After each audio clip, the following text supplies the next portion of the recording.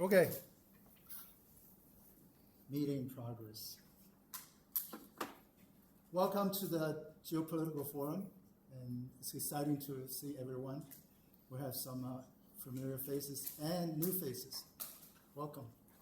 And the Geopolitical Forum in 2023, we all have like free conversational kind of meeting, and up until end of 2024, in the beginning of this year, we started to have every meeting we have a speaker for presentation that we discuss.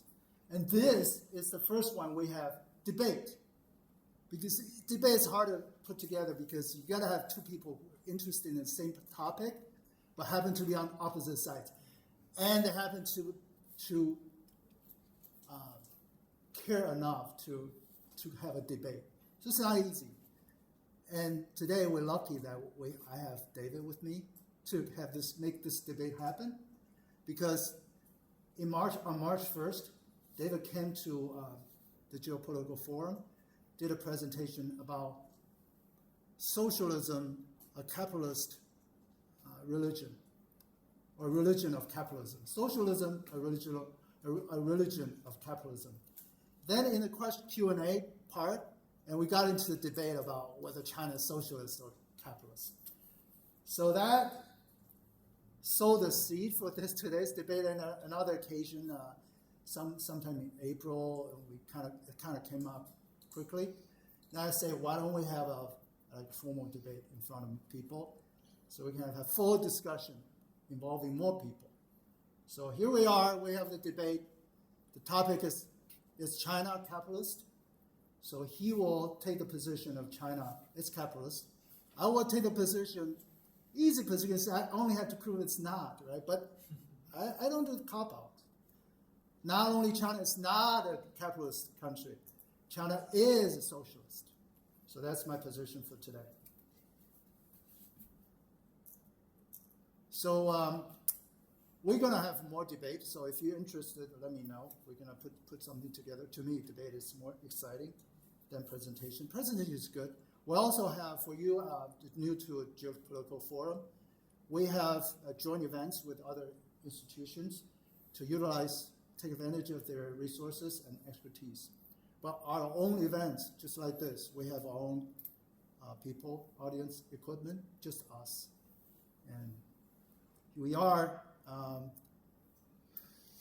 so I think it's time for, this is our new moderator, Robert.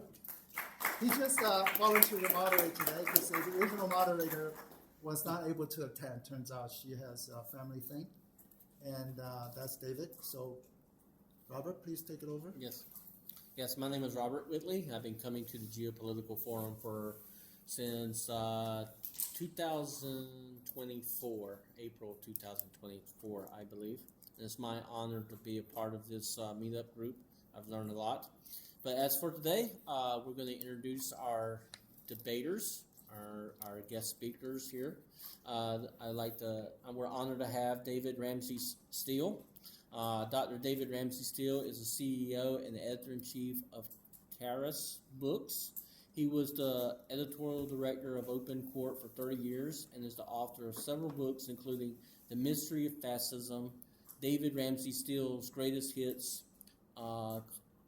2019, a collection of 23 previous published articles, Orwell, Your Orwell, A Worldview on the Slab, 2017, a study of George Orwell's beliefs, Atheism Explained, From Folly to Philosophy, 2008, a popular expedition of atheism, and from Marx to Mises, Post-Capitalist Society and the Challenge of Economics Calculation.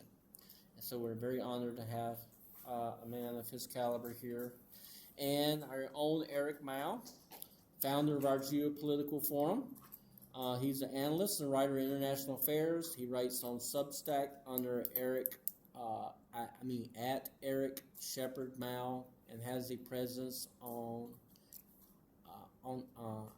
X at Shepard Mao. He was the author of Diversity, the Modern Fetish, and Equality in the Guise of Ideal, published in 2018. So We're going to start with Dr. Ramsay here. Give him 20, or Dr. Steele. Give him 20 minutes to make his case that China is a capitalist country. And then after that, we're going to give 20 minutes to Eric to make his case that China is a capitalist country. And I mean, a communist country. And then after that, there'll be 10 minutes of rebuttal, and then we'll go to the floor. So save all your questions for the open mic period after they've given their presentations and rebuttals. So let the debate begin.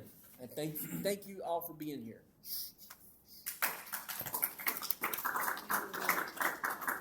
And let me set my timer.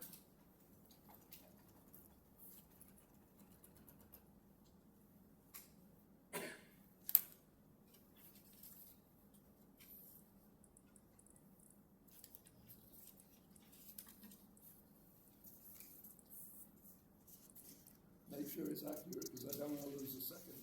And 20 minutes, starting now. Okay. Zhaogang is a little village in China. And in December 1978, something unexpected and quite remarkable happened in Zhaogang. Zhaogang, like all the hundreds of thousands of villages in China, had been designated a people's commune. And that meant that nobody owned anything. So everything in the village was commonly owned by the entire village. So 18 men of this village signed a secret compact, and they wrote it down and signed with their thumbprints and hid it in the thatched roof of the thatched huts, which was all the buildings at that time in Zhaogang. And they had devised the idea of producing a certain amount of food, and above a certain amount, they would each individually own what they produced. So this was the invention of private property.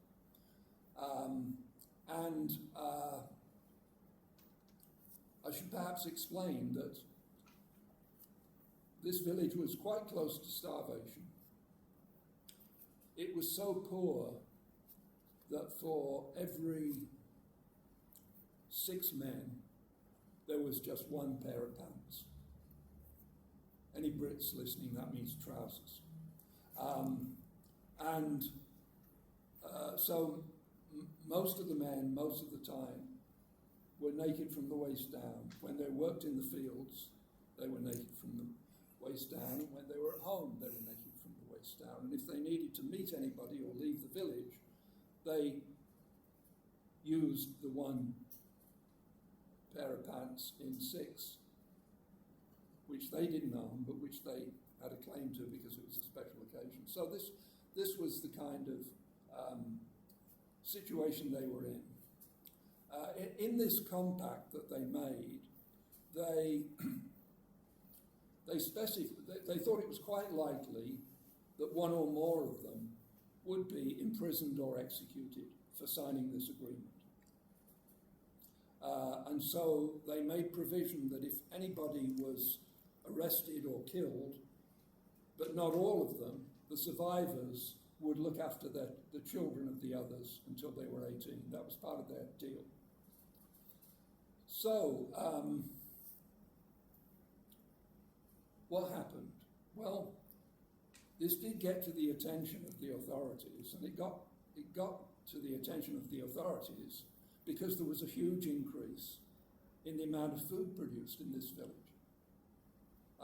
So all kinds of Marxist ideologues had been chewing the fat for years about how you could increase the production of food.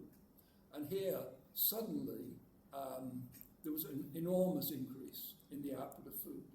So naturally, some of the bureaucrats got to notice this, and it looked as though these villagers might be in trouble. By this time, which is like, 20 months after the death of Mao, it had become clear that Deng Xiaoping was the top dog in the country, in the party, and therefore in the country. And he heard about this. It was reported to him, and he decided to make this the pattern for all villages in China. And this was the first of several adjustments made in the Chinese system, all in the direction of allowing more freedom to the market, allowing people to trade more. The rest is history. China moved from being, very rapidly, from being a chronically poor country to being a very rapidly developing country with sometimes rates of growth of 10% per year. And ultimately quite a rich country. So today, if you take the normal method of, the most common method of GDP, China is a little behind the United States of America and will soon overtake it. But if you take the PPP system, which many economists think is more illuminating, of interpreting GDP, China is about, I think, 1.3 times the GDP of the United States. In other words, it's the richest and most productive country in the world. The United States is second, but the gap is growing. Now,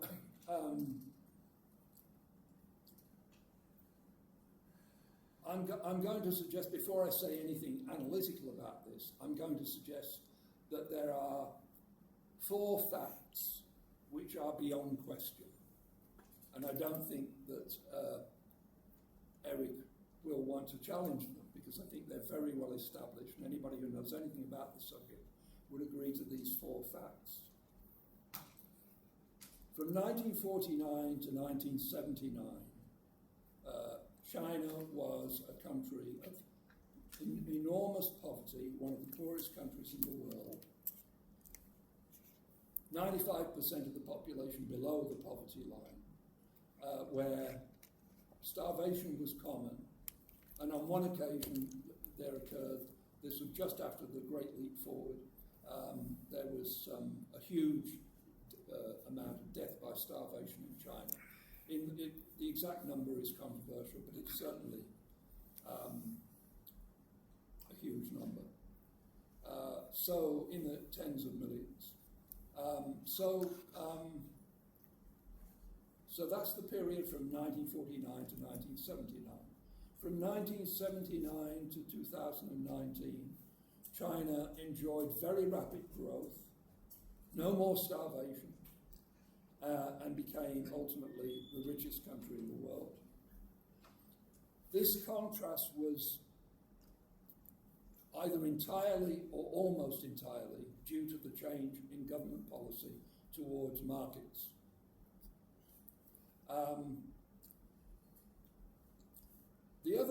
The fourth thing, which I think is beyond question, is that if Mao had been around and was able to witness this, he would have said, that is capitalism.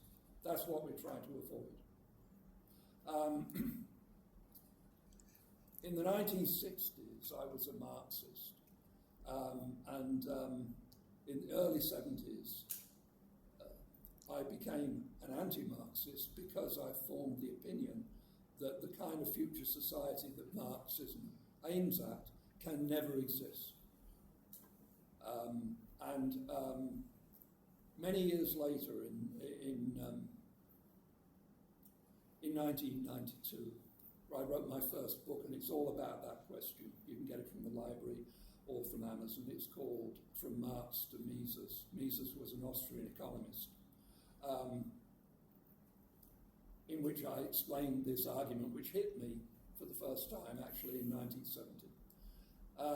But when I was a Marxist, I had no sympathy whatsoever for the regimes in Russia or China. I thought they were state capitalist. I would denounce them, and I would have arguments with apologists for them. But one thing I did was I followed all kinds of Marxist literature I could get my hands on from these other kinds of Marxists that I disagreed with on various issues. And I read a lot of Maoist literature.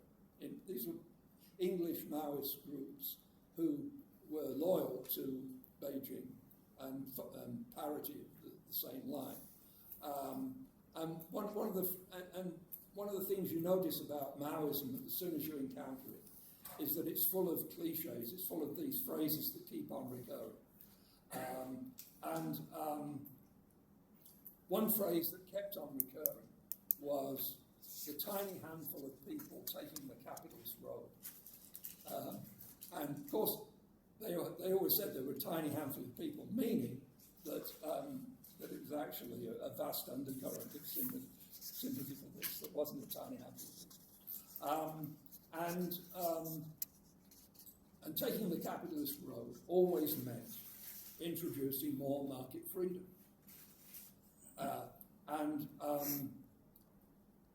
So I remember all that, and I have no doubt whatsoever that if Mao had lived and was in prison or something like that, then he would have said, well, this is just what I was fighting against all my life. What started in 1978. The changes in economic policy, that's the capitalist road. And it's leading rapidly to capitalism. That would have been Mao's opinion. So capitalism is a word that has various definitions in different quarters with different people. I'm going to give you my definition of capitalism. So if you disagree with me that China today is capitalist, that means you either disagree with my definition and you want to call something else capitalist, or it means that we disagree about some facts about China. One of the two, right? But it's because people use the word capitalism in all kinds of different ways, it's as well to get clear what I'm saying. And although I long ago ceased to be a Marxist, I remain to this day a Marxologist. In other words, I have a scholarly interest in the ideas of Karl Marx and, to a slightly lesser degree, in the ideas of subsequent Marxists after Marx. So that's one of my areas of expertise. I know what Marx said about this or that. So this is my definition of capitalism, and it's actually quite congruent with Marx's view. We don't know what Marx would have said if confronted by present-day China, but I think he would have said, if you just describe the facts, he would say, well, that's actually, I have to put in a pedantic footnote here. Marx did not, this always surprises people, Marx did not talk about capitalism or capitalist society. Didn't use that form of words. He talked about the capitalist mode of production. He talked about bourgeois society. He talked about capitalists, meaning people who got an income from for example, owning a business firm. But he didn't actually customarily use the term capitalism to denote a system of society. I don't think this is a matter of great importance, but I'm just mentioning it. If you described China today to Marx, he would have said, well, that's a kind of capitalism. Although he did not confront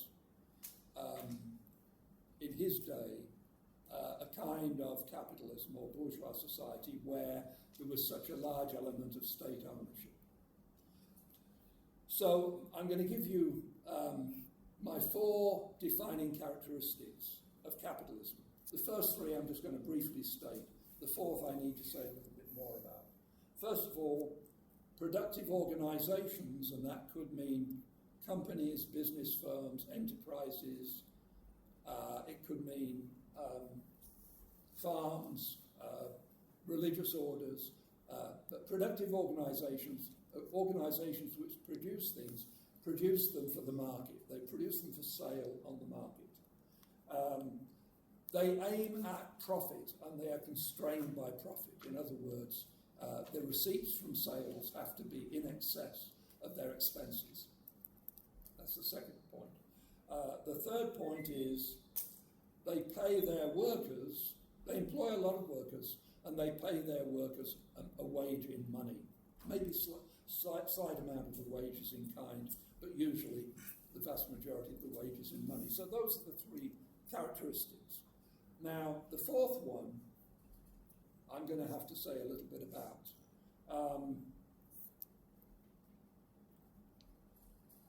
If you look at the Soviet Union in the period between the 1930s and the 1980s, the question arises, is this a capitalist society? And it certainly conforms with the three defining characteristics I've just given. But it differs quite markedly from the system prevailing in North America and Western Europe, or Western Europe, during that period. The biggest difference, I think, the most crucial difference, is that in the Soviet Union there were no legal and open financial markets. And by financial markets, I mean things like stock exchanges, futures markets, all that kind of thing. So I'm going to make that my fourth defining criterion of capitalism, that there are financial markets. And certainly we see that China today has financial markets, it has stock exchanges, and it has other financial markets.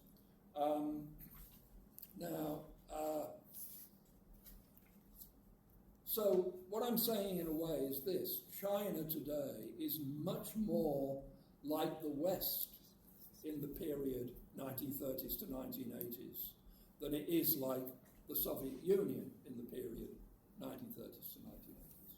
Much more. Well, we can go into some of the facts here, maybe in the discussion later. So these four characteristics apply, and I think they're in line with how Marx would have defined capitalism if he'd been asked for a definition. And I think they clearly apply to China today. I'll just conclude by saying my view is that if you want an industrial society in which the mass of the people have high living standards, you have to have capitalism. There is no alternative. The idea of something different is a completely chimerical, it's just a dream. And people should stop thinking that they have to get rid of capitalism, but because that's foredoomed. There is never going to be anything other than capitalism unless, due to some catastrophe, human society reverts to a very primitive stage. It goes back to being hunter-gathering clans or something like that, right? There is never going to be something that comes after capitalism.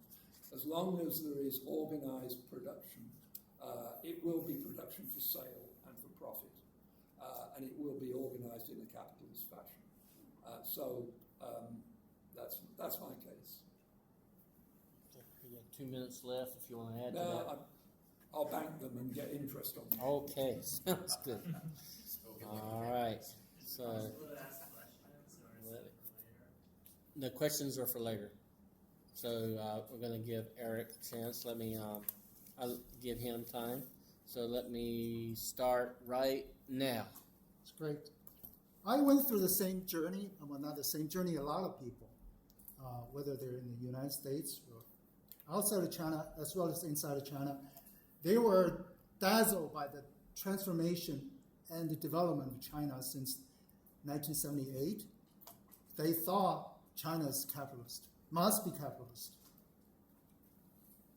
This is a very general conception, especially when it started the reform and opening up policy, which started a whole market mechanism, market economy.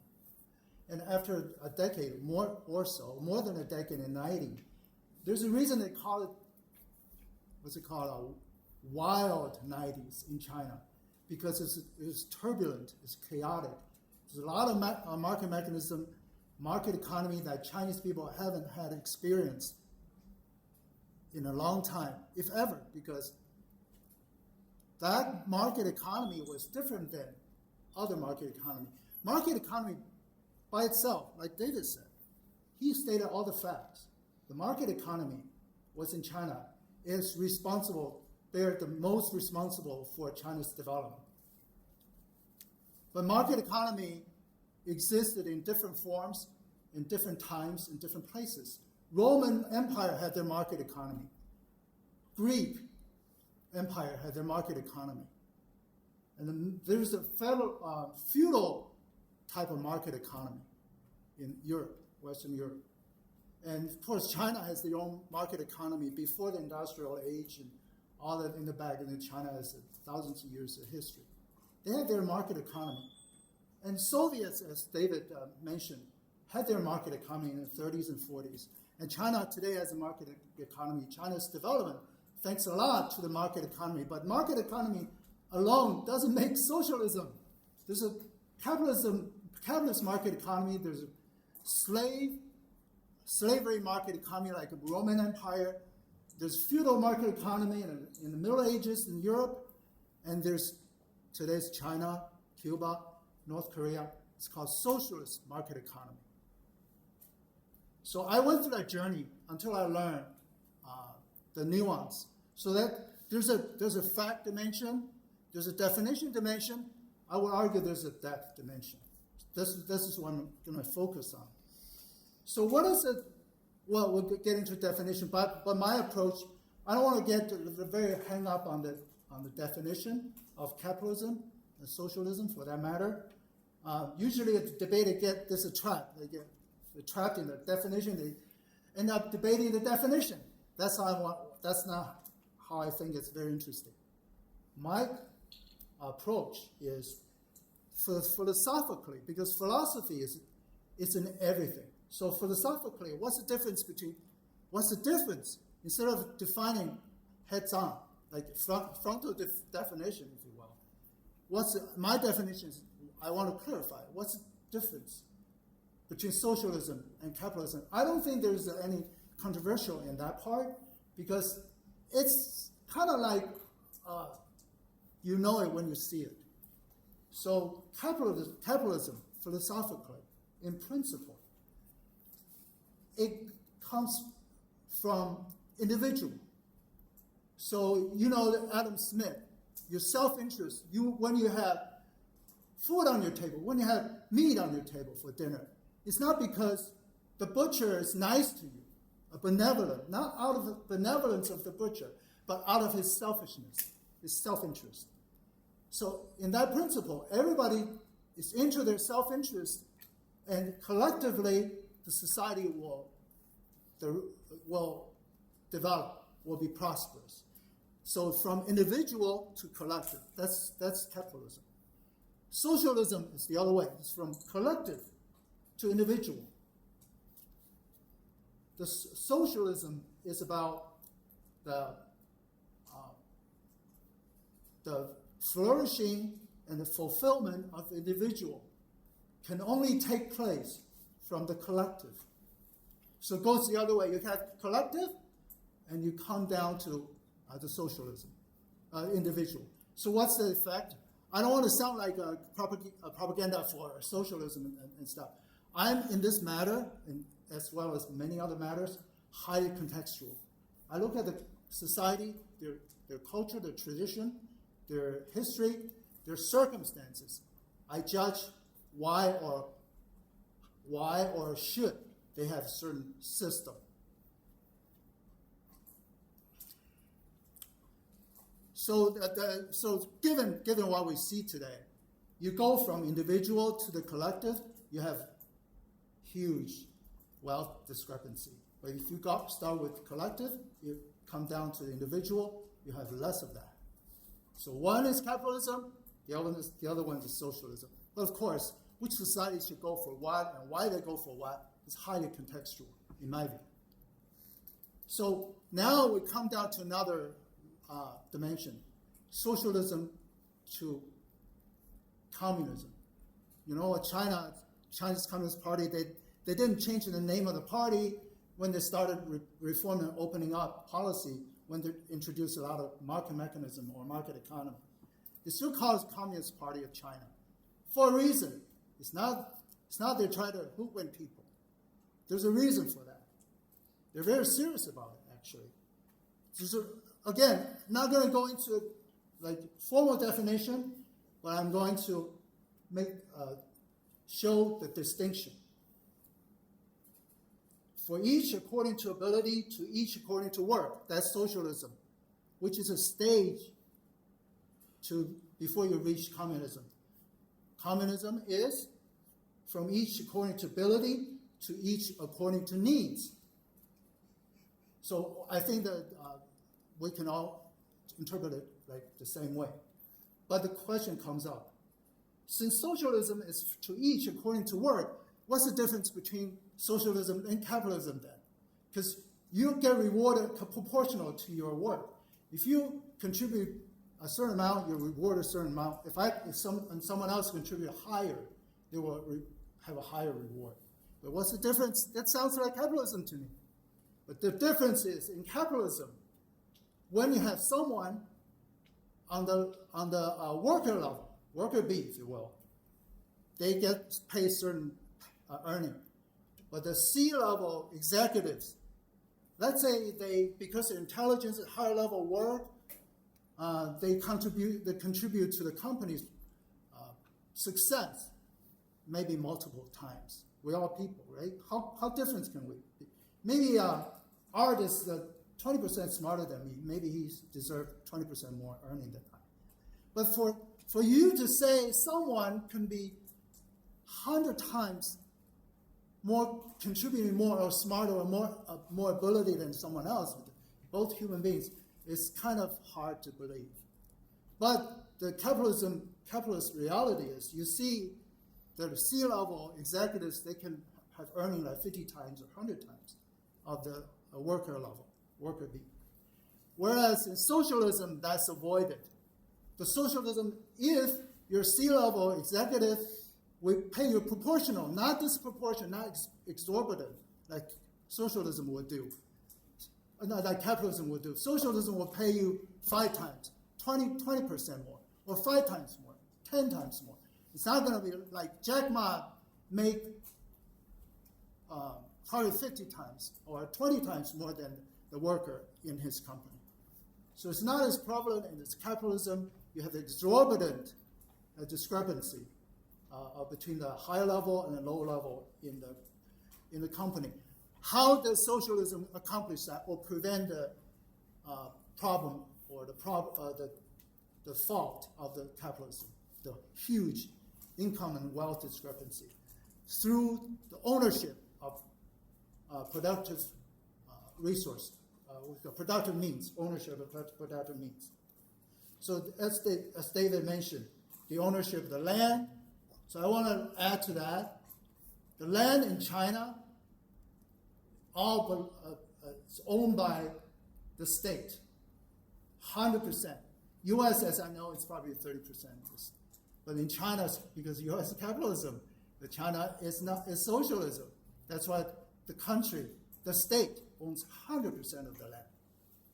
So in the countryside, they also mentioned the household, the initiative in the local, like central, I think it's Anhui province.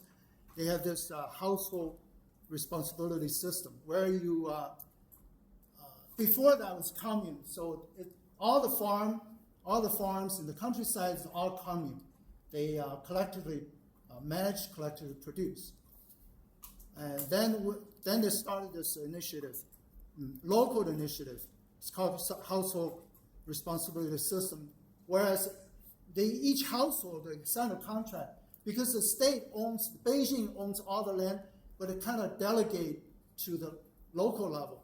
So the local government, the village government in that case, will have contract with each household. You get so much land, and we have this obligations, which is the quota, the amount of produce, the amount of output you have to sell to the state at that stipulated price. And the excess of that, you have produced more, then you can own it, you take it to market, sell it at a market price. So it gives you tremendous incentive to produce more, to manage wiser. And that's introduction of market economy. But as you can see, that's different than capitalism, right? But some may argue, well, the difference is quantitative, not qualitative, but I'll continue. That's land. The industry, well, that's the same with the city. You buy a house, you buy property, you buy the use, you essentially have a lease with a government for 70 years. You can use that property, but you don't really own the land underneath it. Different from this country, if you have own property, you own the land. If you rent from your landlord, the landlord owns the land, the property. So that's another difference. That's an absolute qualitative difference between socialism and capitalism, and that shows you China is not capitalism, or it's not capitalist. So that's land. But on the industry, the other side of the industry, China, with regard to ownership of the productive means, China has the heavy influence under state-owned enterprises, which is by the name, the state owns it. It's not private, it's public, it's state. It has 25 to 30% of GDP are from the state-owned enterprises. And it has fixed asset investment, 40% of the country. In the industrial assets, state-owned enterprises have 50% or more, and also employ 10% of the total workforce of the country employed by state-owned enterprises. And the stock market, China does have stock markets. One is Shenzhen, one is Shanghai, and one is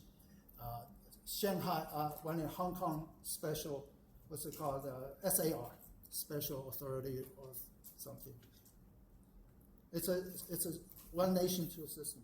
So China essentially has three stock markets, but the stock market capitalization, state-owned enterprises account for 60% of all market value. And what areas are the state-owned enterprises in? It's a strategic. It's not like, oh, for historical reason, this state-owned enterprises happens to be there, so let's leave it there, and we have other private enterprises. It's not like that. It's strategically put in the commanding heights. That's what they call it.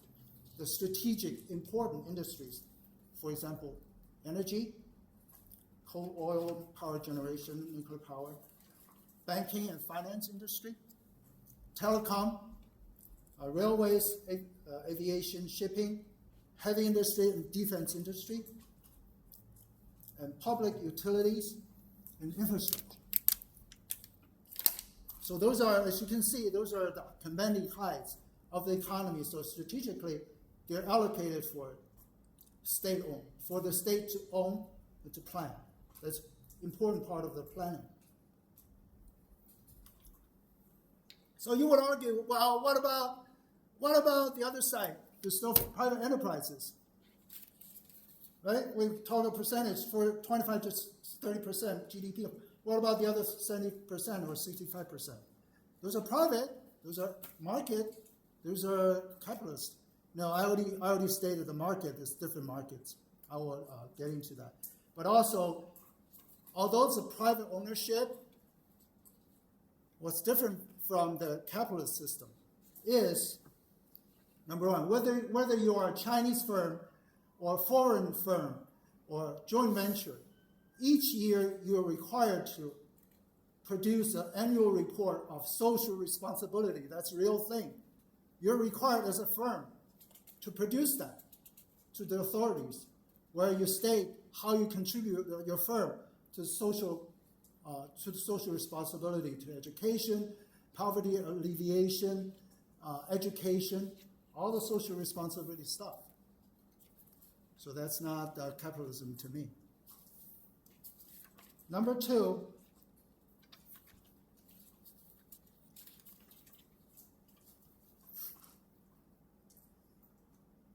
they are under subject to, they call it a birdcage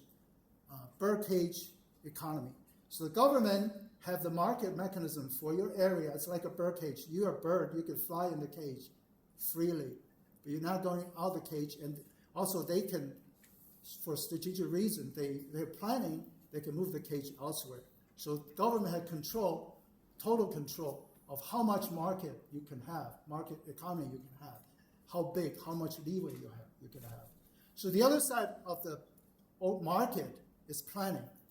I think I alluded to that. China, from day one, they have 5-year planning. So you can do your math, how many 5-year planning today they're on. But it ends on probably this year or next year. So the planning, the state-owned enterprise is a big part of the planning. So you can see the balance. You want to have more planning, or you want to have more market. So under the socialism, you can adjust, because socialism is not a doctrine, but it's a guide. It's a starting point. But you follow that route, you follow that road, you make adjustment based on where you are, your circumstances. So that's planning versus market, which you don't see in this country. This country, as a capitalist country, you have planning, your Federal Reserve, you plan the next interest rate, how much money supply they're going to have. But that's pretty much it. They don't look out. They don't look out, like, for example, I'll give you an example. In the 1980s, Deng Xiaoping said, well, as a head of the state, they set a plan of $1,000 US dollars per capita for China.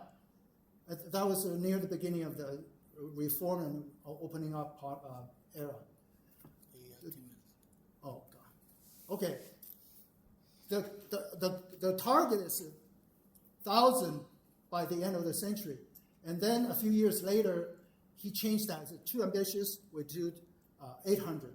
But China reached that goal in 1999. You don't see that in a capitalist country.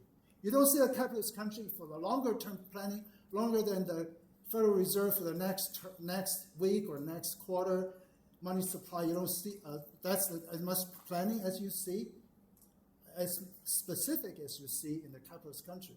But in socialist countries, complete planning. They don't miss anything. It's a very elaborate planning and very specific planning in terms of time, in terms of the level, like $800 by 2000, and they reached it. They go on to the next stage.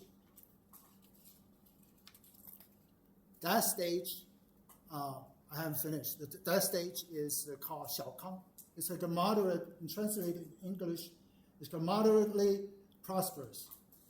So it's around 800 or over kind of range per capita. By the way, so we have the sense of perspective. Today China's per capita GDP is over 13,000, but still within that range of moderately well off or moderate prosperity. And the next stage will be, it's called 大同. It's called a great unity, togetherness, and harmony, where everybody takes care of everybody. To reach that level, you have to have economic prosperity to a certain level, so you can afford that. And also people's mindsets switch from making money to quality of life, to take care of yourself, other people, and the environment. So that's the next one. You don't see that in a capitalist country. You don't see that in a country that's for maximize the profit. We're done. Okay, I will continue next. Unless you want to buy Dr. Steele's 2 minutes. That's okay. He charges high interest higher than I can afford. Okay, now it's Dr. Steele is going to give his rebuttal for the next 10 minutes. Yes. Well, when you hear statements like the government is planning everything and the government is ensuring that everybody is socially responsible, when you hear statements like this, these are statements that are made by all governments. And this is just eyewash. It's just propaganda. It's just the standard swill that you get from governments. We've got to look at, one of the things we can learn from Marx is Marx says we don't judge an institution or even an entire culture by what it says about itself.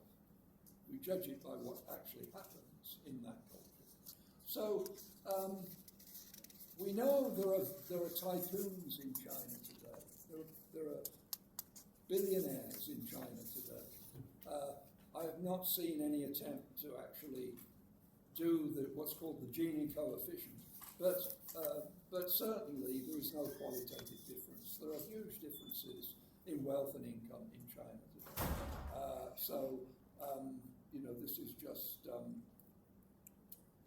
This is just standard. The idea that the government owns all the land is very common throughout Europe.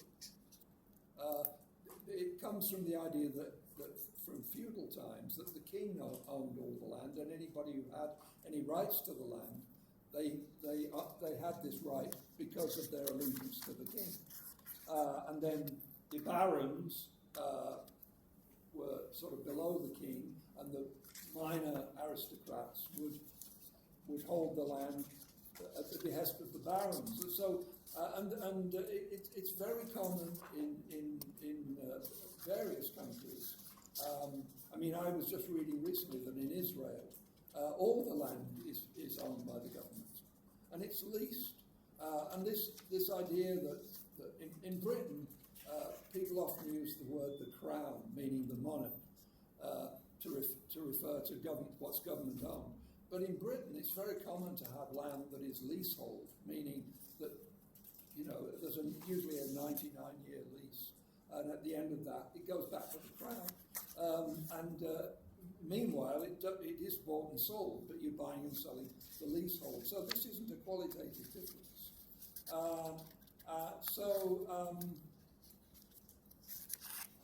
Let me say a few things to put some of this into perspective. Marx held the view that capitalism was about to pass away. When Marx wrote, he saw the coming of communism as being inevitable. He said it was inevitable, and he said it was coming. And so Marx saw communism coming out of capitalism. And what Marx meant by communism was a system without money, without buying and selling, and without a state. An anarchist system in which there was no money. That was Marx's conception of communism. And he thought this was coming. And he thought this for various reasons, which he spelled out in his writings, particularly in volume 1 of his book called Capital. Marx wrote this great work, but the only volume that actually appeared in his lifetime was volume 1, but the other volumes appeared later, although they're not complete. So Marx's view was that the system, that capitalism, although he called it bourgeois society, not capitalism, but Marx's view was that capitalism was the ultimate in terms of production for sale, which he called commodity production. In German, it's Warenproduktion. It means the word W-A-R-E, spelled the same in German or English, it means something produced for sale. That's what wares are. But it's old-fashioned and it's almost obsolete in English, right? But in German, so when you read something in an English translation of Marx and it talks about commodities, it's Ware. and it means something produced for sale. So Marx's idea was that production for sale reached its complete maximum under capitalism, and then it would be abolished in the communist revolution, and there'd be no money anymore. There would be no money anymore, and there would be no state. The state would disappear because you wouldn't need a state to coerce people. This was Marx's idea. Now, what has happened over the past 150 years or so is that people who were dedicated to Marx had to introduce modifications to this, because obviously today the idea that we could have a moneyless, stateless society is appears far more fantastic than it appeared to people in the 19th century. In the 19th century, it appeared to some people as being very likely. Today, it's obviously ridiculous. And so, with Lenin, you get the idea that socialism comes before communism. That's an idea that doesn't appear in Marx whatsoever. So, this adjustment to reality, the reality is there is no alternative to capitalism. That's the reality. The adjustment to this reality occurs in different ways and in different countries. In Britain, where I grew up, that will come as a great shock to you, I'm sure. In 1945, you had the first majority Labour government. The Labour Party was a socialist party, declared itself to be a socialist party. And by socialism, what essentially was meant was everything owned by the government and every individual to be a government employee. That was the idea they had. They came in 1945 with a huge majority, although it was a trick of the electoral system. They actually got less than 50% of the vote. But still, they had a huge majority in Parliament. And they proceeded in a couple of years to nationalise that, in other words, convert from private to government ownership, a fifth of the British economy. And when they started doing this, they were convinced this was just the beginning. And that's where you get the phrase that Eric used, the commanding heights. They said, we're going to nationalise the commanding heights. So steel, coal, transportation, all these areas which were considered the commanding heights, and they were nationalised.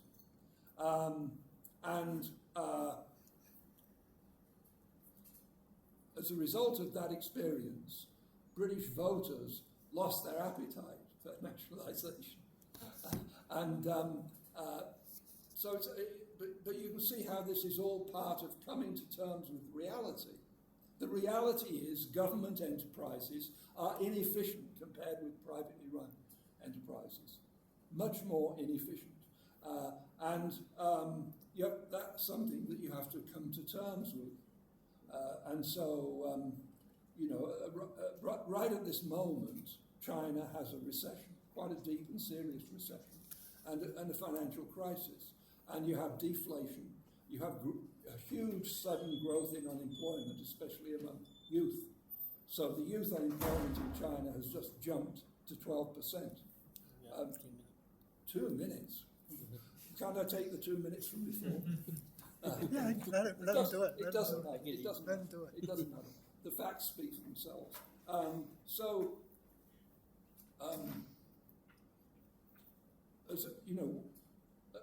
Some people are saying, well, what Xi Jinping should do is he should privatize a lot of the state-owned enterprises.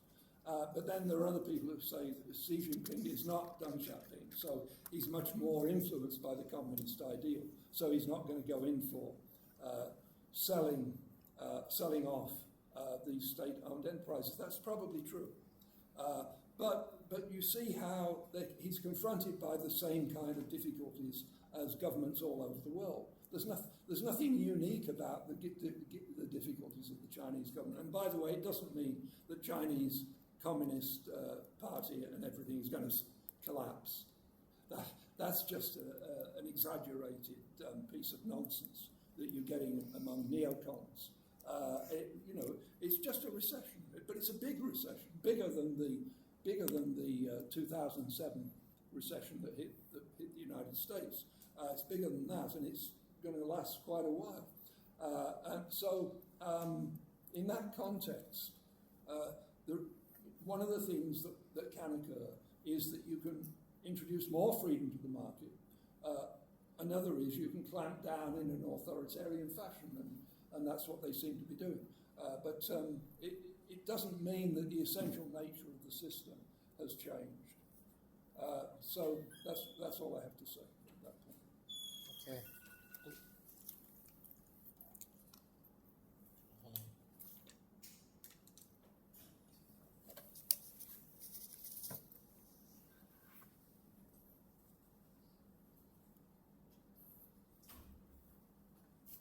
We're getting input from Okay. the audience now. You can go. Yeah, Is that- after my, Is that the plan? Oh, no, he's got to do his. Oh. yeah, after this. You think you have answers? Okay. I may not.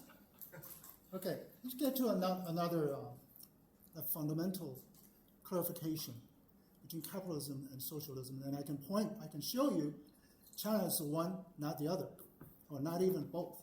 Because when it comes to fundamental, there's no both, which is the bourgeois Western tradition of like a liberal tradition of human rights is based, or rights in general, is based on some kind of theologically, albeit secularized notion, which is the rights is natural, it's unalienable, it's God-given, where China doesn't have that, or Marxism doesn't have that tradition. It's practical in China. Chinese Marxist tradition is practical. It's given by society. And you have to have non-colonial sovereignty in order to have any kind of rights. So on the bourgeois Western tradition, all the rights based on individual mastery over private property. So private property is a big thing, especially in the U.S. where we live. Everything's about private property. It's my property. It's sacrosanct. You cannot violate anybody's private property. If you do that, whether you're a president or you're just a cop, you're in the wrong. But in the other tradition, and everything's built on top of that. Civil and political rights built on top of that. For Marxist Chinese tradition, you know, Marxism, like I said, it's not a fake doctrine. It evolves. It's an idea. It evolves with time, with places. Also, in the case of China, Chinese tradition evolves too. And Chinese tradition or Chinese culture absorbs Marxism. And Marxism absorbed Chinese culture. So you can call it socialism in Chinese characteristics. That's the political term for it. So what is the basis of the Chinese rights? The rights for Chinese people. Like I mentioned, it's a sovereignty, anti-colonialism sovereignty. If you have foreign country meddling in your affairs or exploiting your resources, your people, you cannot have rights for your people. So once that's out of the way by the revolution, in Chinese case, the proletarian revolution succeeded in 1949 after Korean War. So China has rid themselves of the foreign invaders, of imperialism, colonialism. So it can really implement or work on giving people, make the rights for the people a real reality, which is economic well-being. So when you come from, for one thing, when you come from destitution, disease, starvation, you're so tough, you're thinking about you probably have to sell your children. What's the right? It's not free speech. It's not the one person, one vote. It's your economic well-being. You gotta eat, right? In layman's term. Then after that, you can go to civil, political, cultural, environmental rights. So they come from different places, come from different circumstances, different history, different culture, different tradition. So we have this fundamental difference. You can have both. You can have both. You cannot have both. You can have one or the other. But the implementation, you can have both. You can have planning. You can have market economy. But you have to recognize they come from different places. And why I want to mention the superstructure, because David mentioned the German, or in general, lots of social democratic parties in your parliamentary system. Even in this country, Bernie Sanders, he's democratic socialist, but he will never call him communist. You know why? Those guys, the Europeans and Bernie Sanders, they're not socialism type of socialist. They still exist in the bourgeois tradition, Western liberal tradition, not the Marxist, in the case of Chinese Marxist tradition, which is called socialist democracy. That's the superstructure of the economic socialism that we talked about. You have to have the superstructure, which is democratic centralism. So the government, the state controls the policy, controls the planning. And although they have a way for they delegate on the local level, so they have introduced a market economy that can even compete with each other. This province can compete with a different province for a certain investment.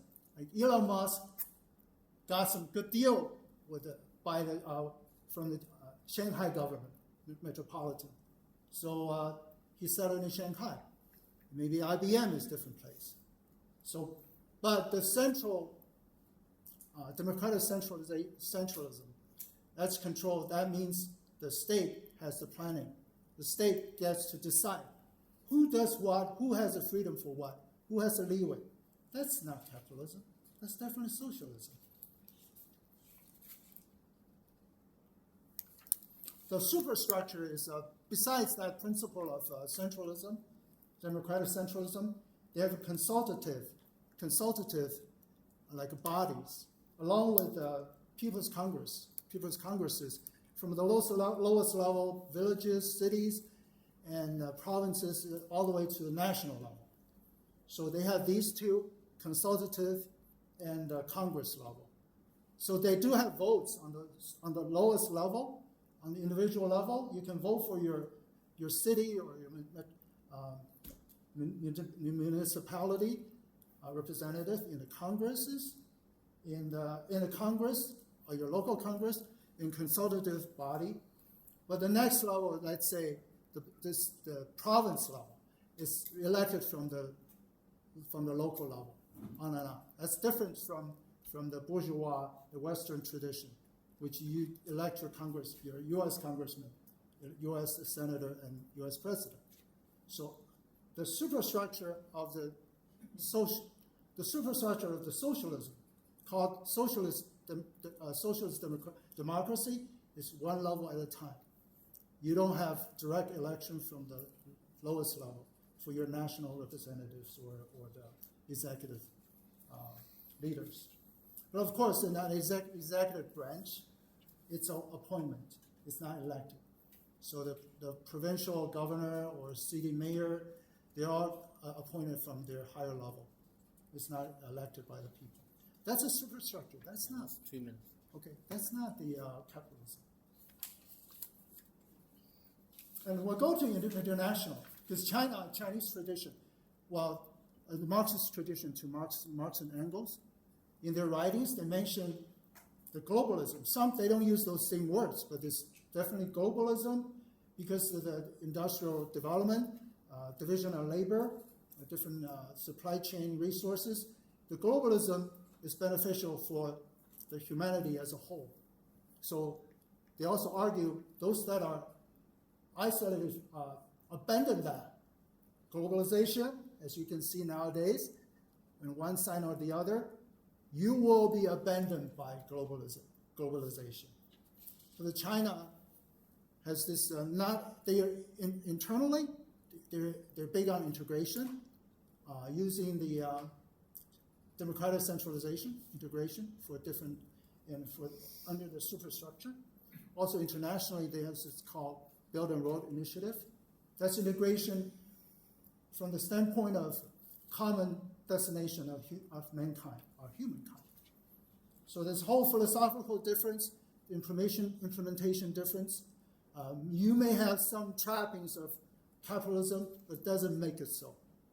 Granted, market mechanism is crucial for China's development, but market mechanism alone doesn't make capitalism. Just like Romans' market economy doesn't make Roman Empire capitalist, or like Middle Ages feudal market economy the same way. So we have to look at the whole thing, and we have to look at where it came from, the fundamental philosophy and principle, not just some trappings of capitalism. Okay. Thank you. Thank you. All right, so we're going to open it up to the next 30 minutes because, to questions, and the audience can come up and make either a question or they can add a few things to what the guest speakers have already said. And make sure you introduce yourself so everybody else knows who you are. My name is Vic. In Eric's opening statement, he said he didn't want to, I'm paraphrasing, and if I get something wrong, please correct me, but he said he didn't want to get bogged down on, the definition of capitalism or something like that. But I'm not sure, maybe you don't want to get bogged down, but I don't think you can avoid kind of squaring away what a working at least for the purposes of the debate, what a working definition of capitalism is going to be, so that you are not talking past each other, right? David gave his 4-part definition, and I'm guessing that, I don't know that I heard it in these words, but I'm guessing that, China meets those 4 points, and therefore that's why they are capitalist. And so then my question to you, Eric, would be, do you, without getting bogged down, do you disagree with David's definition of capitalism? And if you do, then what would your best crack at a succinct definition of capitalism be? And if you don't disagree with David's definition of capitalism, do you disagree with some of the facts that David laid out about China today? Yeah, I disagree with that definition. That's why I mentioned you have the definition, dimension, you have fact dimension. There's no disagreement on those 2 dimensions, but I want to introduce a very important, the 3rd dimension, which is the depth. That's why I'm analyzing. I go further. True, we have market mechanism in China. But it's a different type of market mechanism. Also, market mechanism, you have to look at the context. That's why I mentioned highly contextual. Roman Empire had a market mechanism. No one says Rome is a capitalist or capitalism in Rome, right? So market economy alone doesn't make capitalism. What are the others? I think that's very important. You have to look at the context, like the social responsibility, which is more than propaganda. If you make it get rid of the negative connotation, just neutral. Propaganda is everywhere. People want to tell someone else something, want to convince. It's propaganda. So in that sense, of course, it's propaganda. You have to make it known. It's a policy. People need to follow. It means something. Otherwise, you will be the laughing stock of people. If you just look at the report and you toss it and just not even look at it, it means something. It's on your back. Amazon, also speaking of the superstructure, there's a state, there's a government, there's a party, Chinese Communist Party. Any private enterprise, public enterprise, state-owned enterprise, or international foreign companies, if you, in your firm, have 3 Communist Party members and more, you are required to establish the Communist Party branch. Alibaba, the equivalent kind of Amazon, they have 700 Communist Party members. Look at the big branch, Communist branch there. That's how they control the state, control the productive means of production. It's not just state-owned enterprise controls the means of production by definition, and also the private enterprises, they are controlled by the state in a different way. There's probably more leeway, but they're on the leash. The government has to control when to release the leash or take it back a little bit. That's the total control of the. We may not want to hear it, but it essentially is total control of the productive means of production. So is another way of saying it that his four-part definition doesn't take the context enough into account? Exactly. That it's not enough, that his definition is insufficient for what capitalism is? It's not sufficient, but it's what's it called, a necessary condition, but not sufficient condition. So that's not sufficient. You have to add a definition of depth to make it sufficient, to make it equality, equation. Yes, introduce yourself and ask your question. Thank you. My name's Marcin. I wanted to ask about David's introduction. I believe it's David. Is that right? Is that? I wanted to ask about that timeline you gave with Mao and the village that you spoke about. What were those dates that you were giving? The date of the village, where they came. Well, the change began in 1978. 1978? Yes. So I was saying that from the Chinese communists took power in 1949. So I'm saying that from 1949 to 1979, this is a certain period where things were a certain way. From 1979 to whenever, but 2019, just to make it all end in 9. That's very different. There's a big contrast in China in those two different periods. What was the date of that village that you gave? 1978. 1978? Yeah. I mean, this. Whenever you have some big symbolic, see today tourists go to Zhaogang and they look at this contract and they make movies about it, and they're all living in quite nice houses in Zhaogang, and they have a soccer team, and you know you can go on YouTube and you can find people today going around talking and interviewing people in Zhaogang, and because there are so many tourists coming in, there are people making money with restaurants and other facilities, tourist shops, I'm sure, but certainly restaurants for these visitors, right? So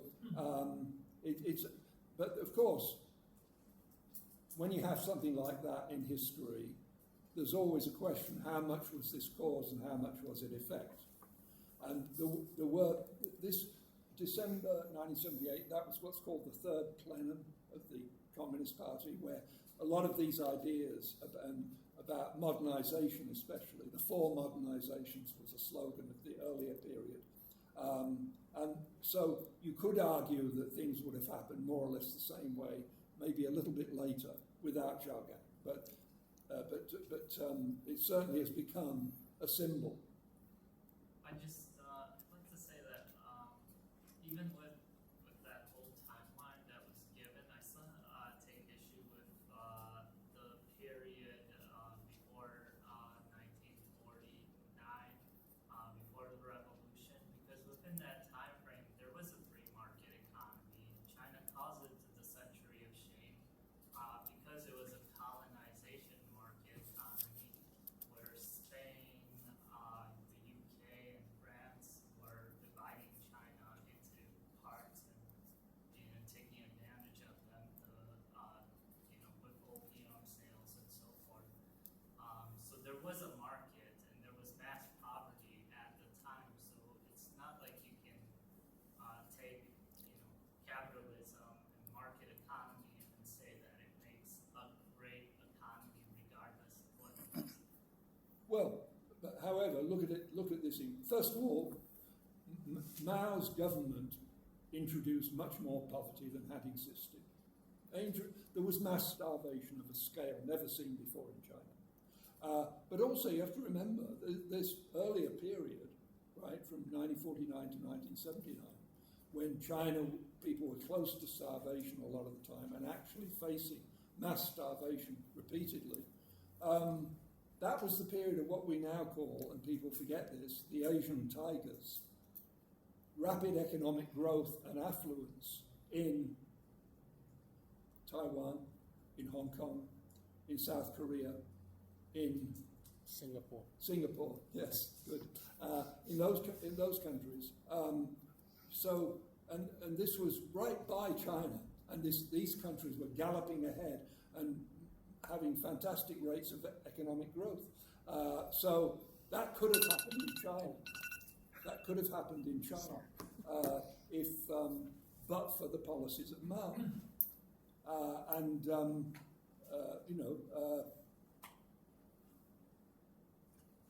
That's my answer. I have something. Yes. To continue on the Vic's question, there's some facts or points that David mentioned. One of those is that it's important because he said Mao, if he was alive today, he would consider China a capitalist country. And Mao made he will have the same confusion. And I don't dispute that. I think it's quite likely. But he will have the same confusion that many Chinese Communist Party members before him, especially in the wild 90s, including me, they thought China was on a capitalist path. And that's why initially when the policy started, the reform and opening up, Deng Xiaoping went out of his way to persuade the country. Because those hardliners, including Mao, would be. He said, you're going a capitalist road. We're not going to allow it. You're betraying the people and the party. But Deng Xiaoping says, we're not going a capitalist road. We just introduce market economy in socialist context. That's my answer to the Mao. Also, before Mao died, he was in charge from 1949, even before, during the revolutionary times, they have their red zones, they have their red areas where they implement Marxism, when they could, because they have their territories, until before they even win the whole country. They implemented their ideology. So before the 1978 reform and opening up, the 100% planning, virtually no market or market economy. So after the reform and planning opening up, they introduced market planning, and introduce a market economy, shrinks the planning. So it's the balance act, how much you want to do, which one, and also where and how. So that's my answer to actually your very fundamental, important question. I want to reinforce the idea that those things by itself, even planning, let alone market economy, you have to look at the context. You have to look at where they came from. You have to look at the intention and the longer term, the path. Oh, both of you, I'm sorry, you both raised your hand at the same time, but ladies first. And what's your name? Tashawn. My name's Tashawn. Okay. I want to go back to the central question of the debate. Is China capitalist? So you mentioned depth. So this question kind of goes to both of you. For a country to be considered a capitalist country, how deep does the market ideology have to go for it to truly be considered a capitalist country as opposed to a socialist country? Is it the ethos of the people? Do they have the community view versus the individualist view? Is that a part of the definition of what makes the country capitalist? Is it just the access to resources or the means of production? Who has the most control of resources and who has the most control of the means of production? I just want to see how deep the capitalism ideology has to go within a country for it to be considered a capitalist country versus a socialist country. Good question. depth or deep is a general term. We have to look at nuances. How you implement the market economy. If you are like everybody, including Chinese communist people, they want to maximize their profit, but it's up to the government to hold the line. Everybody wants to maximize their profit. If you let it go, you will have obscene discrepancy, wealth discrepancy, income discrepancies as a typical capitalist country would have. But China doesn't have that big a problem. They do have the problem. So that's when the government wants to rein in more, planning, really allow less freedom, market freedom. And so in this country, you can see you have people for their self-interest from the individual standpoint to maximize their profit, and you end up with a big discrepancy, wealth discrepancy, and the government will come in, wow, there's too much backlash. We're going to have different tax policy, tax the rich more, and then they come in to try to rectify it a little bit. Not to mention how much they can rectify it, but that's the nature thing. They have this self-interest, they let it go, then they come in and try to rectify it. As opposed to a socialist country like China, they started with the system that this is how much you can do. And you have to take care of the social responsibility, alleviate profit. They don't let you go and then come in and try to fix it, try to rectify it. They start from the beginning. We're going to keep it on the leash. You can do whatever, but within the leash. If the leash is too long, we'll probably shrink it. We'll probably take it back a little bit, or maybe we can consider we can let go a little bit more. So they do the adjustment. That's totally socialist. It totally allows it. Like I said, it's not a dogma. It's like, oh, this is what it is. No, you have this principle, you have this idea, but you recalibrate it. That's also Chinese tradition as well. So you have Chinese tradition absorbs Marxism, and Marxism absorbs Chinese tradition. Recalibrate it. You start with the collective, and you decide based on the circumstances how it goes, how much leash you have. You don't begin with virtually very long leash or no leash. Then you try to come in and try to fix it. That's a totally different approach. It's between capitalism and socialism. Do you have anything to add to that? Well, I gave my 4 qualifications for capitalism, and I'm saying, obviously, the meanings of words is conventional, and you can use words any way you like. There are a few people who insist that when they say capitalism, it has to be fully free market capitalism. I'm thinking of the followers of Ayn Rand, who would say what you have in the United States today is not capitalism, because there's so much government intervention and so on. But I'm giving a different definition, and it's those 4 characteristics.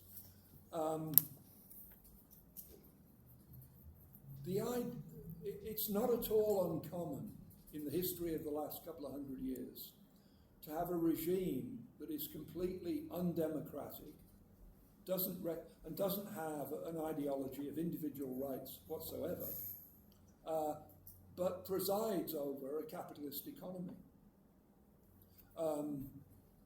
One case that springs to mind, or where there was a transition, something like the Chinese transition, was Spain.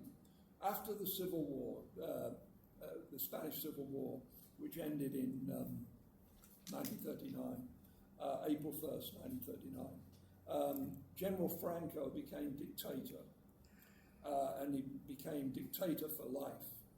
And it was a one-party state. And well, I don't want to get into too much detail, so just say it was a one-party state that was not at all friendly to the free market. It wasn't sort of determined like Mao to wipe out the market economy completely, but it was not a free market kind of ideology or government practice. So you had this, but there was capitalism in Spain, but it was very stunted, very poorly developed. The economy was not a vibrant economy. And then something one of these curious things that sometimes happen in history. There was a religious order called Opus Dei, which means the work of God. Catholic, of course. This religious order, as it happens, believed strongly in a free market economy. That's just a fact. And they became more influential. And at a certain point, the Spanish economic policy completely changed, and they became very pro-free market. And as a result, they suddenly had the fastest rate of growth in Europe. Now, there was no talk of civil liberties or democracy or the rights of the individual or any of that. They were opposed to all that. They were opposed to Enlightenment values in their rhetoric. But they had a change, just like Deng Xiaoping's change from, but not quite the same, because they didn't believe in abolishing the market, but they were not friendly to the free market. But then after, quite suddenly, they became very friendly to the free market, and as a result, Spain quickly became a very prosperous country in Europe, and everybody, including the people at the bottom, got better off, which is what always happens if you have a free market. So these kinds of things happen. And of course, every country is different, has different traditions. However, I think that once capitalism takes hold, there is a tendency for all societies to converge in various respects, to become more similar. I think, so I would say that I would expect that over the next few decades, there will be the beginnings of democracy in China. And it might happen in a confrontational way, but it's more likely it will happen because the Communist Party will start to make changes, and they will create an electoral system for the general population. And they'll do it because it will seem convenient to them at the time. And of course they will defend it. So this, I think, is bound to happen. It's bound to happen, as it has happened in Russia, for example, as it has happened in Iran, where you have free elections and you have a parliament and so on. It will happen in China. But exactly when and where, I don't know. And I'm certainly not saying we should start a revolution tomorrow in China. I think it will happen gradually and piecemeal. And it may happen it will happen with the claim, this is not bourgeois democracy, it's not capitalist democracy, it's democracy with Chinese characteristics. Right? That's what they will say. Because politicians are not very imaginative, and they come out with this crap, which Eric repeats, as though it was wondrous revelation. It's absolute crap.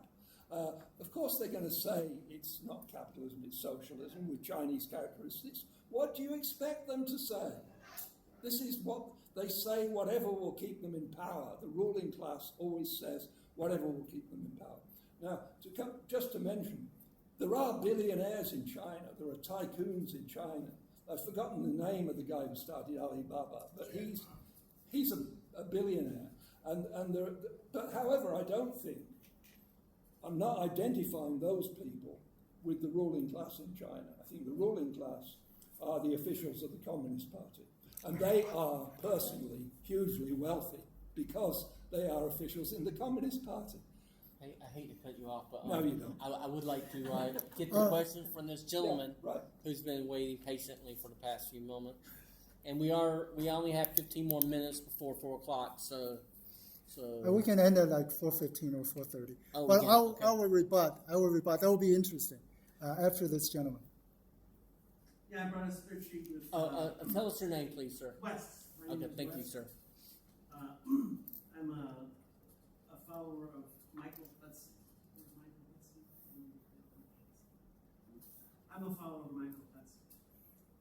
And Michael Hudson wrote a book after a lecture series in China. And this book was called Destiny of Civilization. And in part of the book it has 7 different modes of rent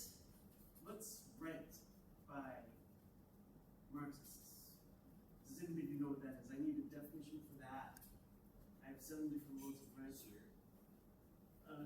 And then perhaps I would like to ask a question about Reagan when he was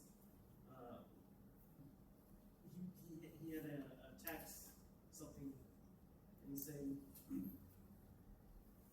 I think the saying was something like, if you let the people keep more of what they make, you get more. And if you don't give it to the takers, and you let the people make more of what they keep more of what they make, and don't give it to the takers, then you get more. And I would like to know from David and Eric, which system, if they agree with that, and second, which system more effectively lets the people who make things keep more of what they make and not give it to the takers, and so they get more, or if you agree with that. Yeah, I can. I'm sorry. Did you finish? Yeah. Yeah, it's so my yes and no. Like I said, with regard to this issue in human issues in general, I'm taking the contextual approach. So it's not agree or disagree. Maybe I can say in the context of the U.S., United States, or maybe some other Western countries, the way they came from, imperialism and colonialism, the industrial development, it's probably better fit for capitalism for them. Better, and it's an absolute term, it's a relative term. And for countries like the developing countries or BRICS countries, China, socialism may be a better fit. I can't speak too generally, I can speak to China, because I know more intimately. I think it's a better fit for China for socialism. And to respond to David's So statement. what is rent? Huh? What is the concept of rent? Rent? Yeah, he wants the definition of rent. What is The rent? definition of rent is you don't have to do or continue your effort, but you can continue your income. You make money without continue. Maybe initially you built your enterprise, you build something, you start making money, but you continue to make money without making further effort. That's rent. That's rent that you see Amazon's boss. He built Amazon was very arduous, very hard, very risky, very dicey kind of situation. But once he built it, he can just sit there. Well, I'm exaggerating, but I'm stating the essence of it. He's reaping the rent. So I want to respond to David's previous statement that the politicians, they always tell people things to hold on to their power. Hypocrisy is everywhere, whether you're capitalism or socialism. I'll leave it at that. His hypocrisy is not ism. Okay. Number two, democracy. I want to ask David. So make sure we have enough time. Can you give me like a pithy, like short definition of democracy? Because he predicted that democracy. Before we have the definition from David, I'm going to put it in quotes. Will come to China eventually, or in the foreseeable future. So, what's your definition in that context, David, of democracy? Really the standard definition that You mean the adult citizens electoral democracy? have a vote, and they vote for some kind of. This is called representative democracy. Right. There are other conceivable kinds of democracy which I don't think are all that feasible. But the standard kind of democracy, parliamentary or representative democracy, is that the great majority of the adult citizens have a vote, each have a vote, and that vote chooses the governing body or one of the governing bodies. Or the party? Does that include multi-party system? I think the basic rules of democracy ignore parties altogether. Oh, I see what you're saying. But My apologies. I think that my question is not being addressed. The first one is Reagan's statement that if you let the people who make things keep more of what they make, you get more. And instead of getting into the table. That's still also contextual. It depends on the society. Depends on the country. That's his statement. It's not universal. Well, that's my response to his statement. He's a politician. Would you agree? I wouldn't agree universally. Would you agree that that's I wouldn't agree universally. That's my whole point. It's contextual. And to David's point, this hypocrisy, there's an element of hypocrisy in a politician, Reagan or anybody. So from that standpoint, from that specific statement, yes and no. It's contextual. Maybe in the U.S., maybe it's in a certain area, maybe it's true, but it's definitely not universal. Definitely doesn't cover China. We were saying that once Amazon got started, he could just sit back and like have the money come in without doing anything. Right, that's basically, right. he's making money in his sleep. Yeah, basically. Basically, the definition of rent. Yeah, it could do that for a long time, but not forever, right? Because you have some newcomers, they will figure out something. But in principle, that's what rent means. Right. Yeah. I mean, I assume that because it was Ronald Reagan, he was talking about taxing people less. If the government taxes people less, then they will keep more of what they make. So that's what I assume he meant. And I am in agreement with that. I'm in favour of reducing taxation. There is an economic theory called marginal productivity, which explains the returns to factors of production. It explains why wage workers get the wage they do, and investors or capitalists get the return on capital that they do.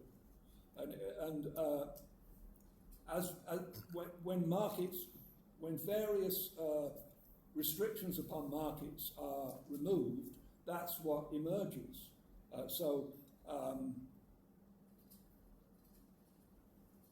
The actual wage workers get the wage, which is fixed by the market, and the people who made the whole thing possible by saving and investing, they get a return because they saved and invested.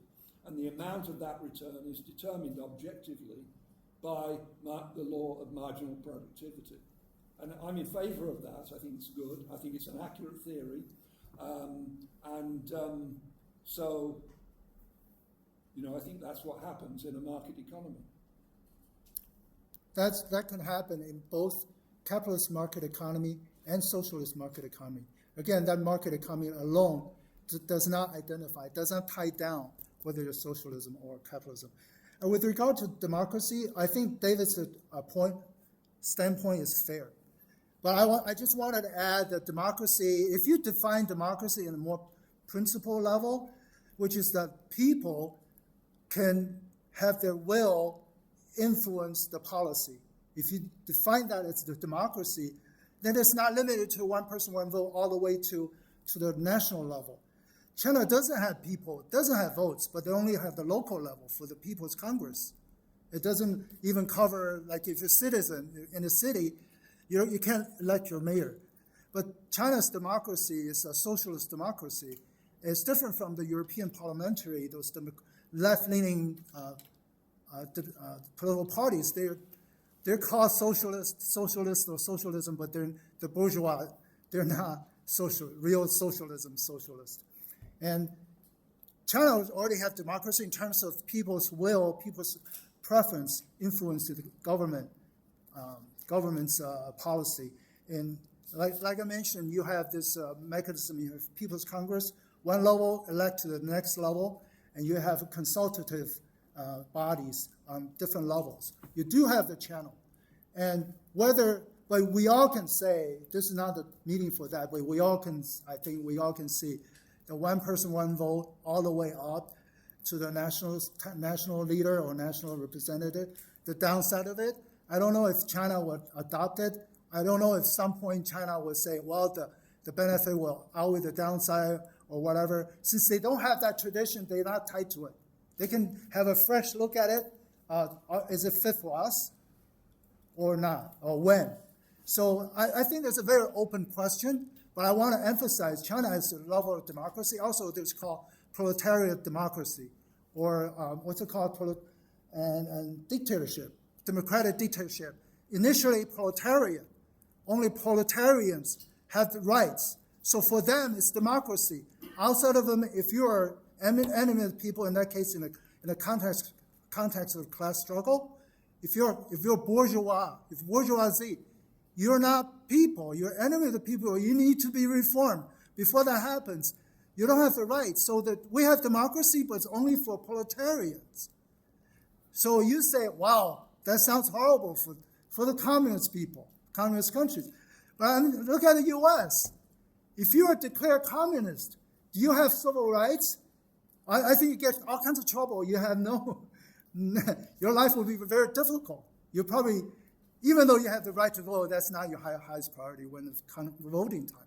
So in this country, it also has its dictatorship, democracy of dictatorship. What's the dictatorship? The dictatorship of bourgeoisie, as opposed to the socialist countries like China, the dictatorship of the proletariat. But the point is, they're both democracies, they both have dictatorships. Well, I could comment on that. Marx used the phrase dictatorship of the proletariat. By the proletariat, he meant the wage workers and typically factory workers, and he expected them to rapidly become the great majority of the population. When he said dictatorship of the proletariat, he was making a classical scholar's joke.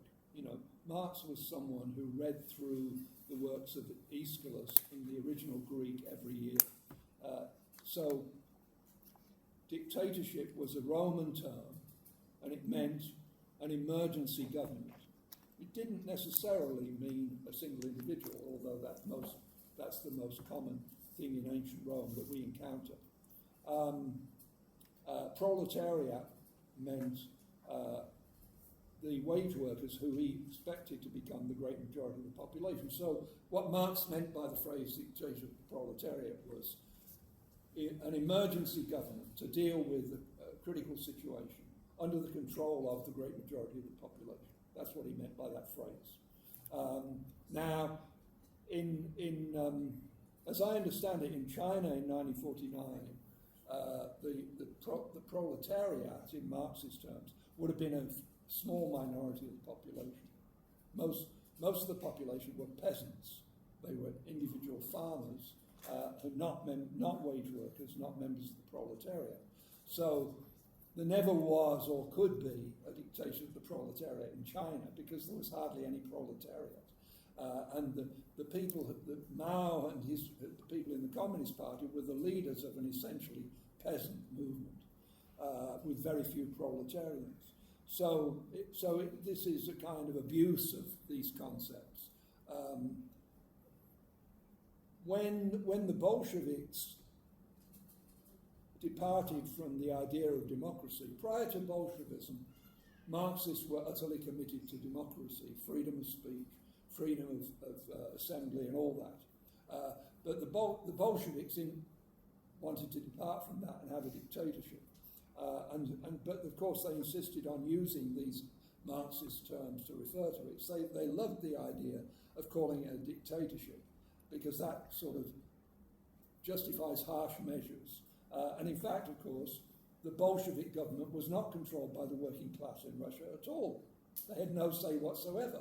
It was the self-perpetuating Bolshevik Party, which in 1919 became the Communist Party in name, changed its name, and they had now there was a vote. People could vote in the Soviet Union because they could only vote for one candidate. So that's not quite the same idea as democratic voting.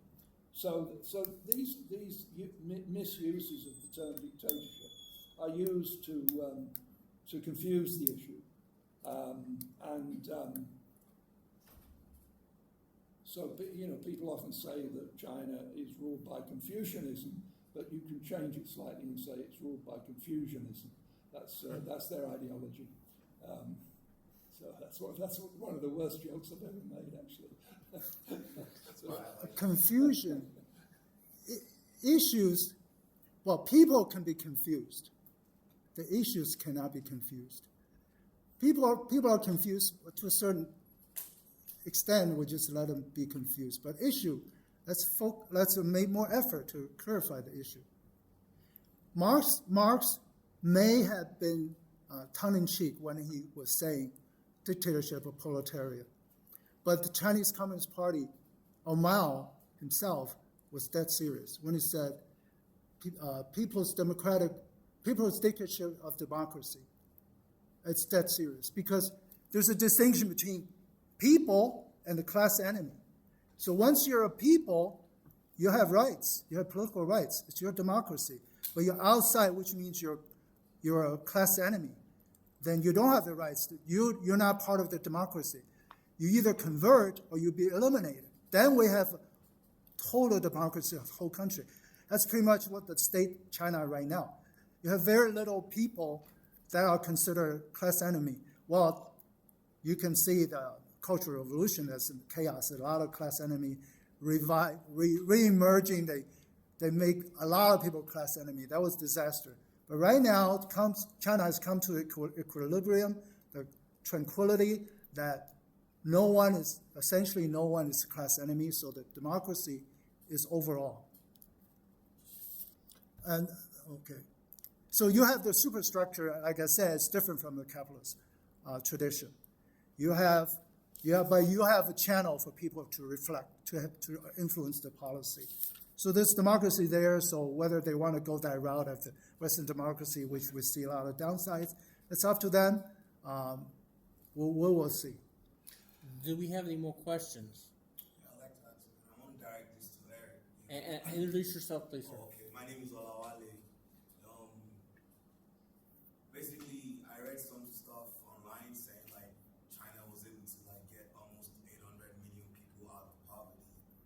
I don't know how true that is, and I want to know like was that done through the socialist system you're talking about?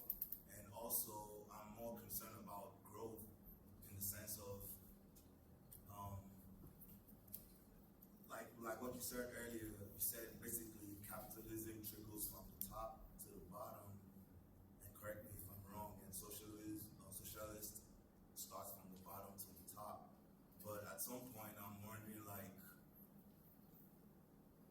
is there actually growth in it? Because I guess both of them still rely on people working, and once you get the job, you have an opportunity to actually grow. It's not just because you get like a wage and you're just stuck in that.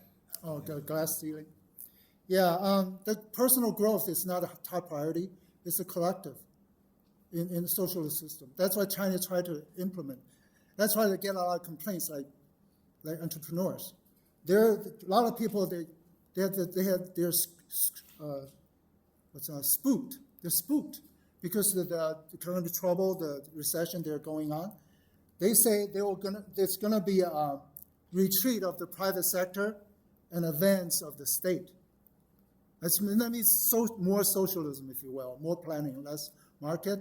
So that's the people are spooked for that. And regarding your the statistics, well, I think it's from the United Nations, and it's commonly quoted. China has lifted 800 million people out of poverty, which accounted for 75% of the people lifted from poverty globally through that time frame, 1980 through probably 2024. So I think that's pretty true. It's widely quoted by scholars and media and me. So that's pretty true. That's something you can take it to the bank. But even it's 70%, so what? Still majority, still makes the point. And it's accomplished by China. Well, again, it's contextual. From my observation, it's totally by the Chinese system. They made their mistakes or the circumstantial. They have very, very little planning before 1978, starting 1978. They have less planning, by a more market economy. I think that's the formula for China. But other countries, they have to look at their own circumstances.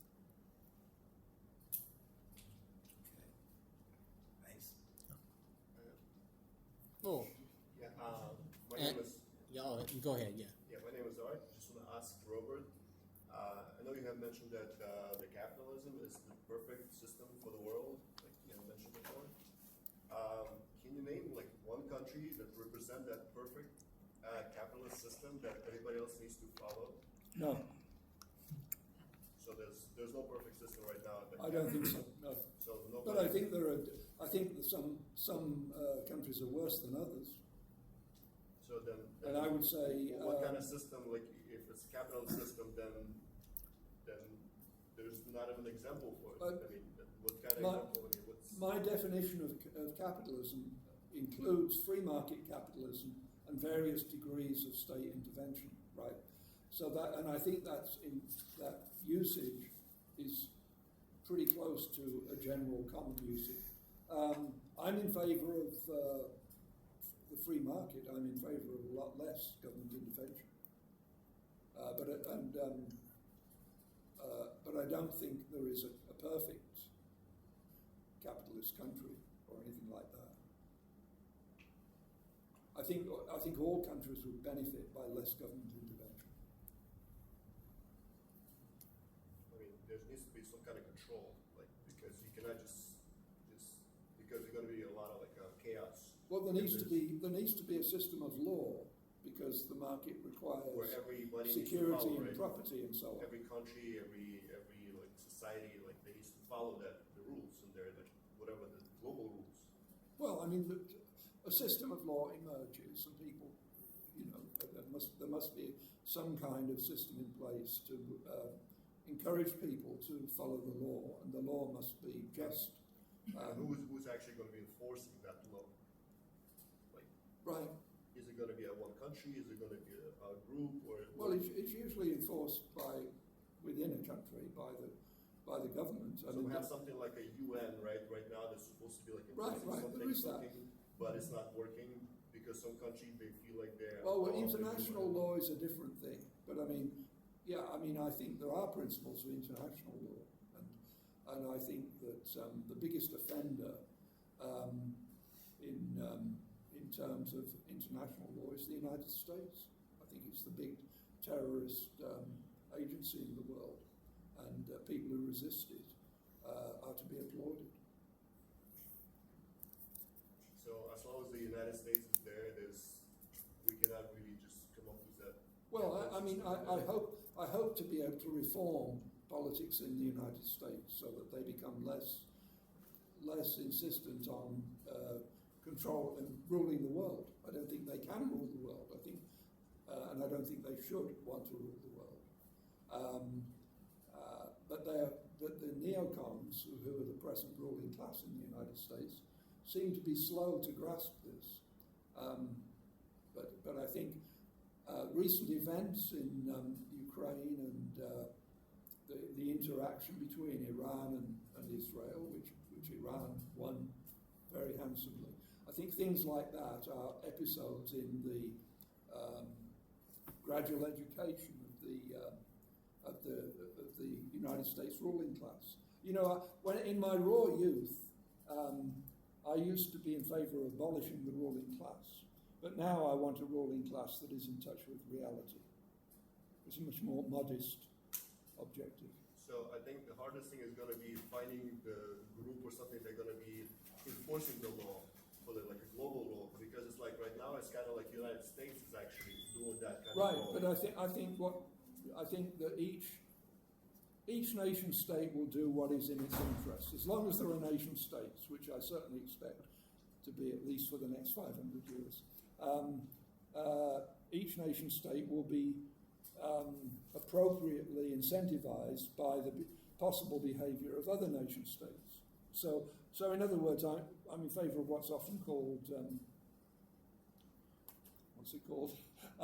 System anarchy. No, I'm talking about the international order. It's just gone out of my head for the moment, but the idea of not having a single hegemon ruling the world, but multipolarity. Yeah, multipolar, yeah. That's what I was looking for. The multipolar, or as some people say, multinodal order is what I would like to see, and that involves educating the rulers of the United States to the fact that they cannot rule the world and they shouldn't be trying to. But now the question is like, within the multipolar world, does it matter which kind of like economical system within smaller countries in there? It could be communism, it could be capitalism. Does it really matter? Well, Like, because it's just like, let them have it. right, I agree with that, So- although I think there are good reasons for thinking that capitalism will prevail.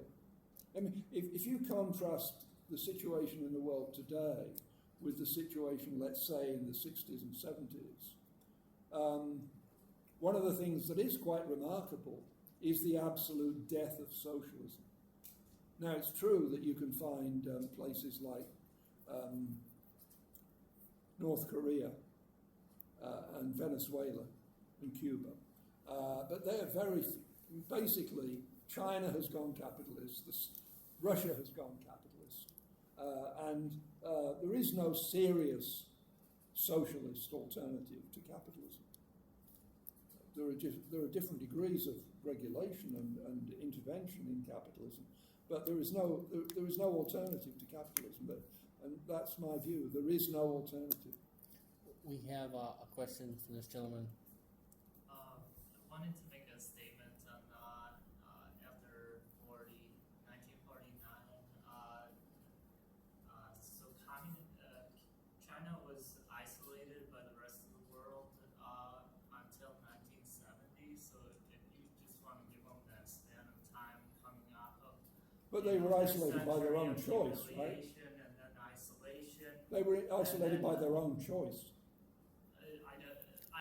I don't think Cuba is isolated by their own choice. I don't think South Korea is isolated by their own choice. There's a lot But of I thought you were countries- talking about China. Yeah, well, there's a lot of examples of countries being isolated, and I wouldn't say it's by their own choice. I also wanted to state that like China's had this government system for thousands of years, and it's worked pretty well for them. I don't think they're going to be changing anytime soon. I don't think any of us are happy with the democratic system that we currently have, and I know I would rather have somebody to be able to point a finger at and blame like Xi Jinping than being like, oh well, half the country voted for Trump. Who's to blame? The half of the country that voted for Trump. They should be thanked. Well, But I like the accent. We have seen the enemy, and it's ourselves. Yeah, exactly. Because You don't even have anybody to blame. You just blame yourself at that point, which is one of the arguments Aristotle made about democracies being more like dictatorships than dictatorships, because they don't really give them good. do you have any other questions? Because the lady in the back has another question, There right? was one, and I saw you raise your hand, right? I did, but he raised his Yeah, hand first. Mike, Oh, you did? Mike, Oh, I'm yeah, sorry. Mike. Go ahead, sir. And I'm Mike. yeah, okay. So I was born and raised from China. So I just want to share something. Oh yeah. I mean, my perspective about China, it's socialist or capitalist, and I clarify some facts, right? I want to start with Eric talking about like in China, people probably it's more collectivist than individualism. I personally don't really feel that because, for example, working in a company, it's similar to working in the U.S. You try to find a better job. You try to make more money, and then if another company offering more money, you change, That's free. It's like free labor market, free market already. So, but to David's point, is it just because there's some sort of like some free market, does that make China capitalist? I don't really think so. I think fundamentally, I think it's hard to you just categorize a country as a socialist country, a capitalist country. My way of thinking is both, let's say U.S. and China, both U.S. and China has capitalism parts and socialism parts. Like, if you compare China to U.S., China is definitely more socialist. U.S. is more capitalist. That's how I feel. And you can go into more, for example, detailed industry, for example, education industry. In U.S. is much more capitalist, right? I think for capitalists, like you aim for profit.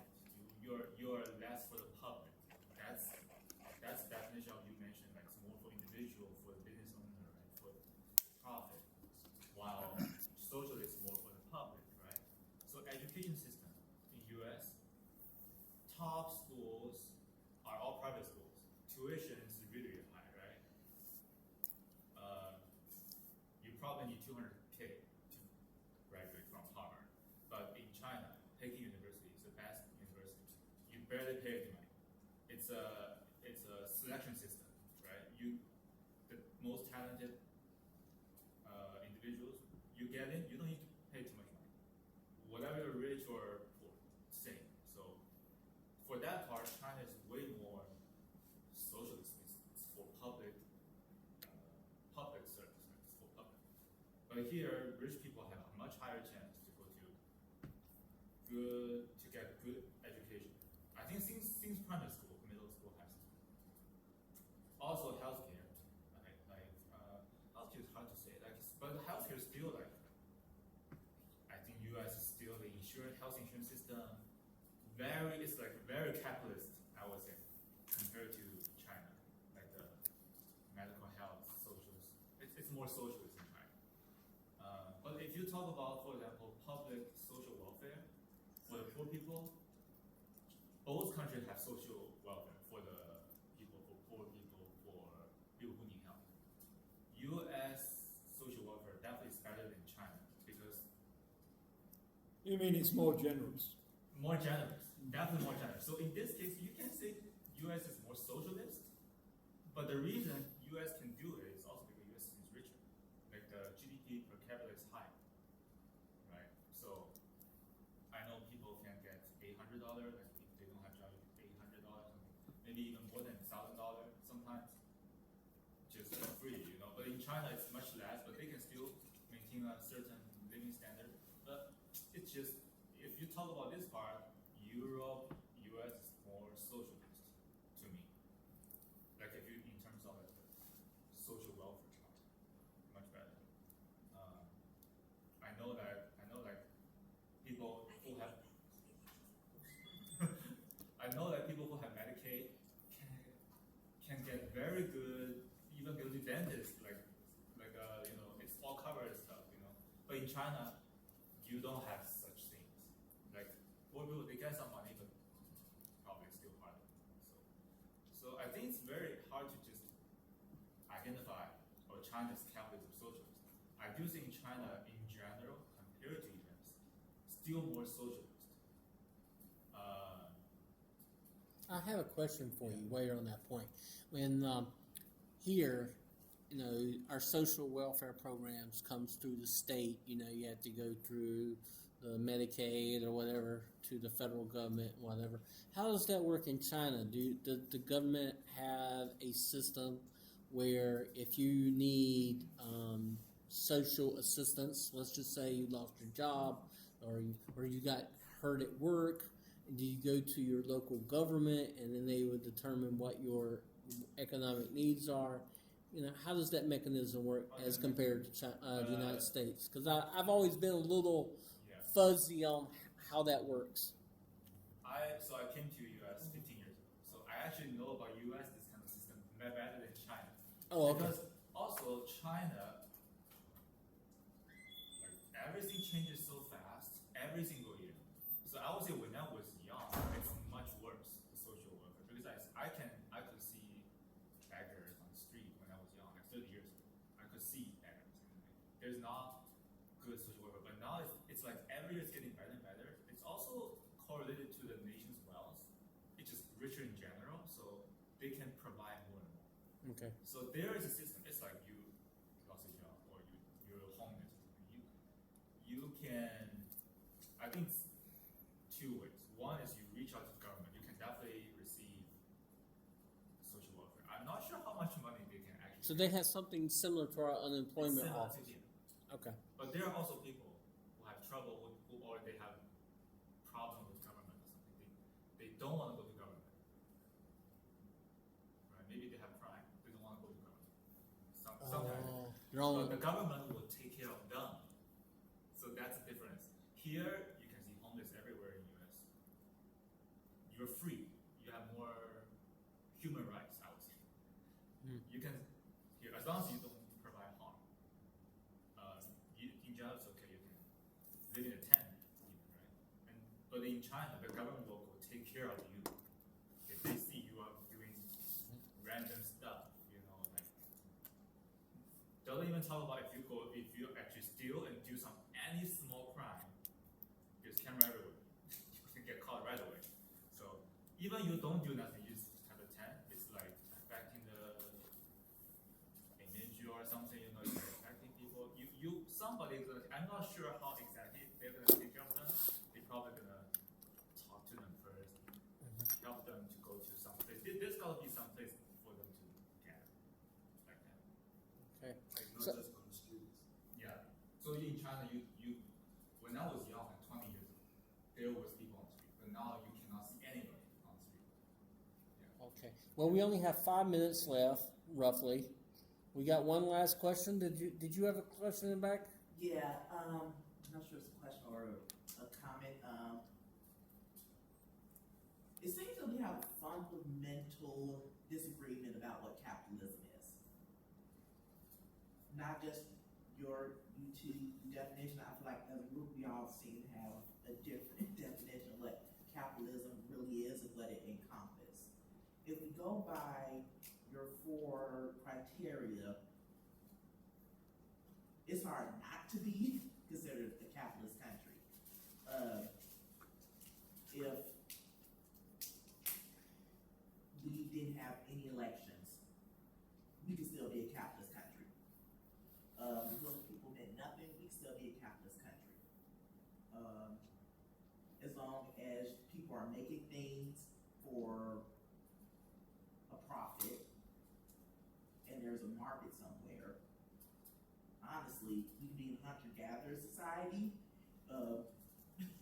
As long as people things are making things for profit and they have a hunt to go to and call it their market, it could be considered a capitalist country. So, and yours is more of entire social structure. So, do you think there's like any way that you two can agree on what capitalism actually is? I don't think there's a way we can agree on, but it's not necessary. I learned a lot from him.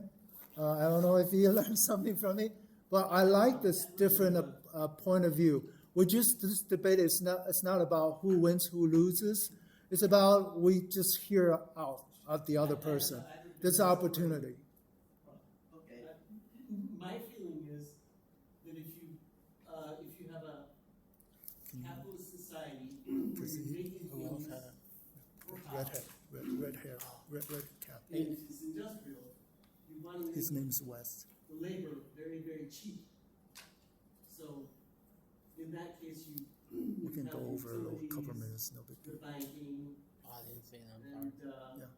school, education, transportation, communication. Those kinds of things are basics that everybody needs. And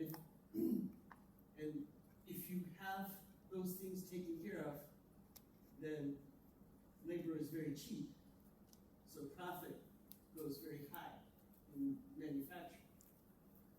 So let's have Hey, we Ernie got- has the last word. Yeah, we got one Short on time. One last question, and the gentleman. I'm sorry, I didn't see you a while ago. Oh, no problem. I have maybe a comment or a question. Is it not true that all nations in the world today, and probably going back for some number of years, all nations are amalgams, they're blends of these systems? Can you name any country that is either purely 100% communist or purely 100% capitalist without any touch of socialism? Yeah, I look at the essence. I look at the roots.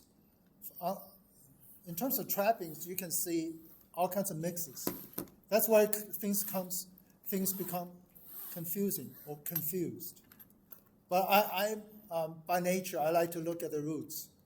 If you want to successfully argue about certain things in China's capitalist country, if your argument from your standpoint is all logical, I won't object to it. But in terms of roots, which is what I emphasize, I like to look at, I definitely think China's a socialist country, and it will be for a long, long time. Well, That was our last question because it's almost 4:30. Isn't that a statement? Unless you have a comment to say that's really quick, we can't take any more questions. Yeah, comments. Yeah, so I agree with Ernie here. But Dr. Let's Steele have another 5 minutes. is Let's gonna- make good use of the 5 minutes, and then we adjourn, okay? he's We're gonna still ask- recording, so put your best foot forward. yeah. Answer the question. I don't think there is anything in the world today that can be called communism at all. As Marx defined it, or as various other people have defined it. I think it's. I think we see capitalism triumphant everywhere. Now, I think you might want to argue that North Korea is not totally capitalist. There's elements of something else there, and I wouldn't argue about that.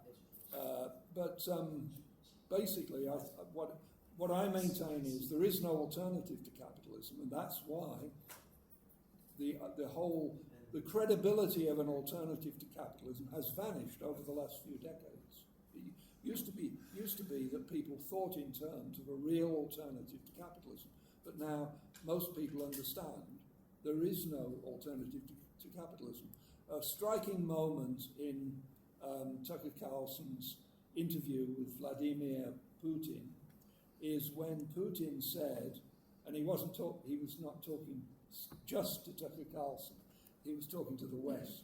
He said, "We're just as bourgeois as you," and I think that's absolutely true. Mm-hmm. That's absolutely true.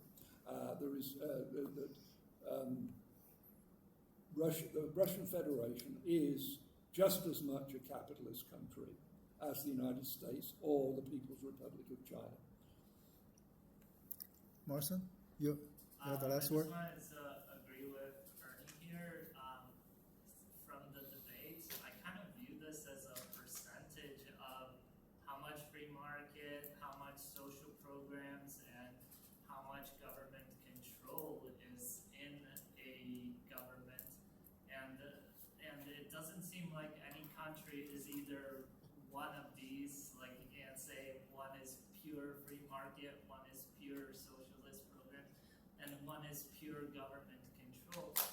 All of them are a mixture, and I kind of take offense to you saying that socialism is dead and that capitalism is everywhere, because I see every country has government programs. The United States has government programs, so like socialism is alive and well all throughout the world. That's all I want. But I don't think the existence of government programs means that the society is not capitalist. That's all. Yeah, I perfectly agree with you. I think it's socialist, capitalist, and communist. No, I don't think it's just I think it's an array capitalist. of these. It's because- just it's capitalism with government programs. That's all. Yeah, and government central control, which is part of communism. So it's like a mixture, like Ernie was saying, of all three.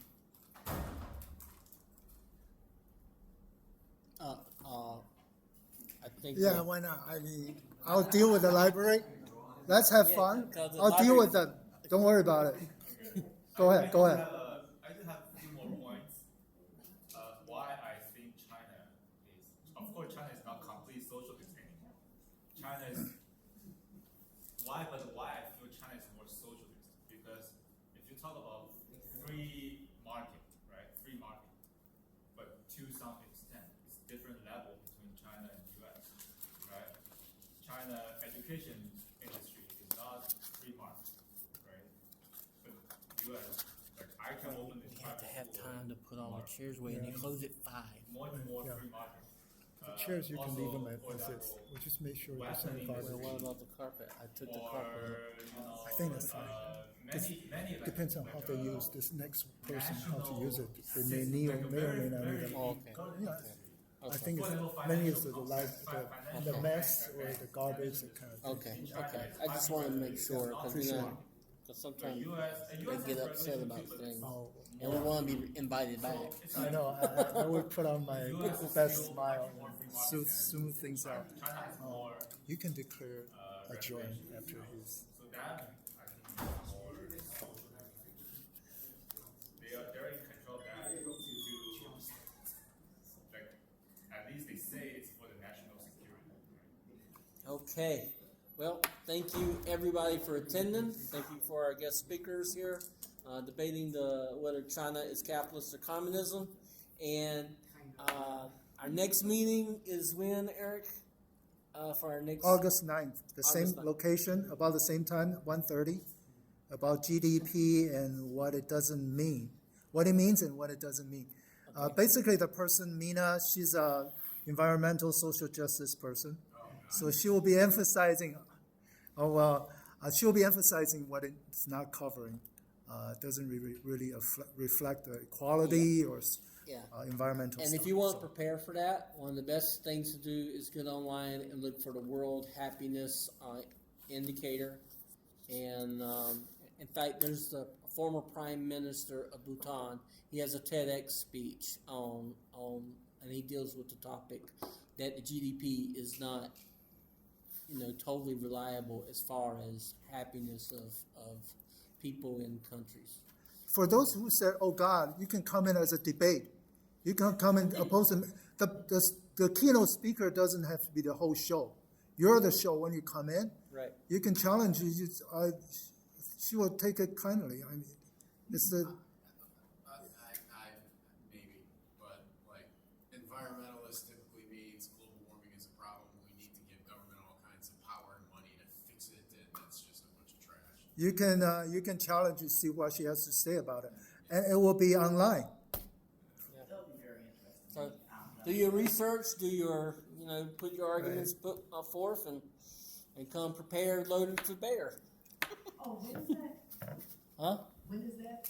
August. August 9th, about August 9th. 1:30-ish, just like So today. Does 1:30-ish mean really 2:30-ish? No, we have 30 minutes, process 30 minutes socializing. Okay. And just like when we're setting up things, people can socialize, then we start at 2 or 2:10. I can envision that will be a shorter meeting than this because today we have 2 speakers. Normally you have 1. So less time consuming. So we can even have more time socializing and not necessarily start at 2 sharp. Right? So I hope it's meaningful for you today, and I hope you have fun, and see you soon. Thanks. I mean,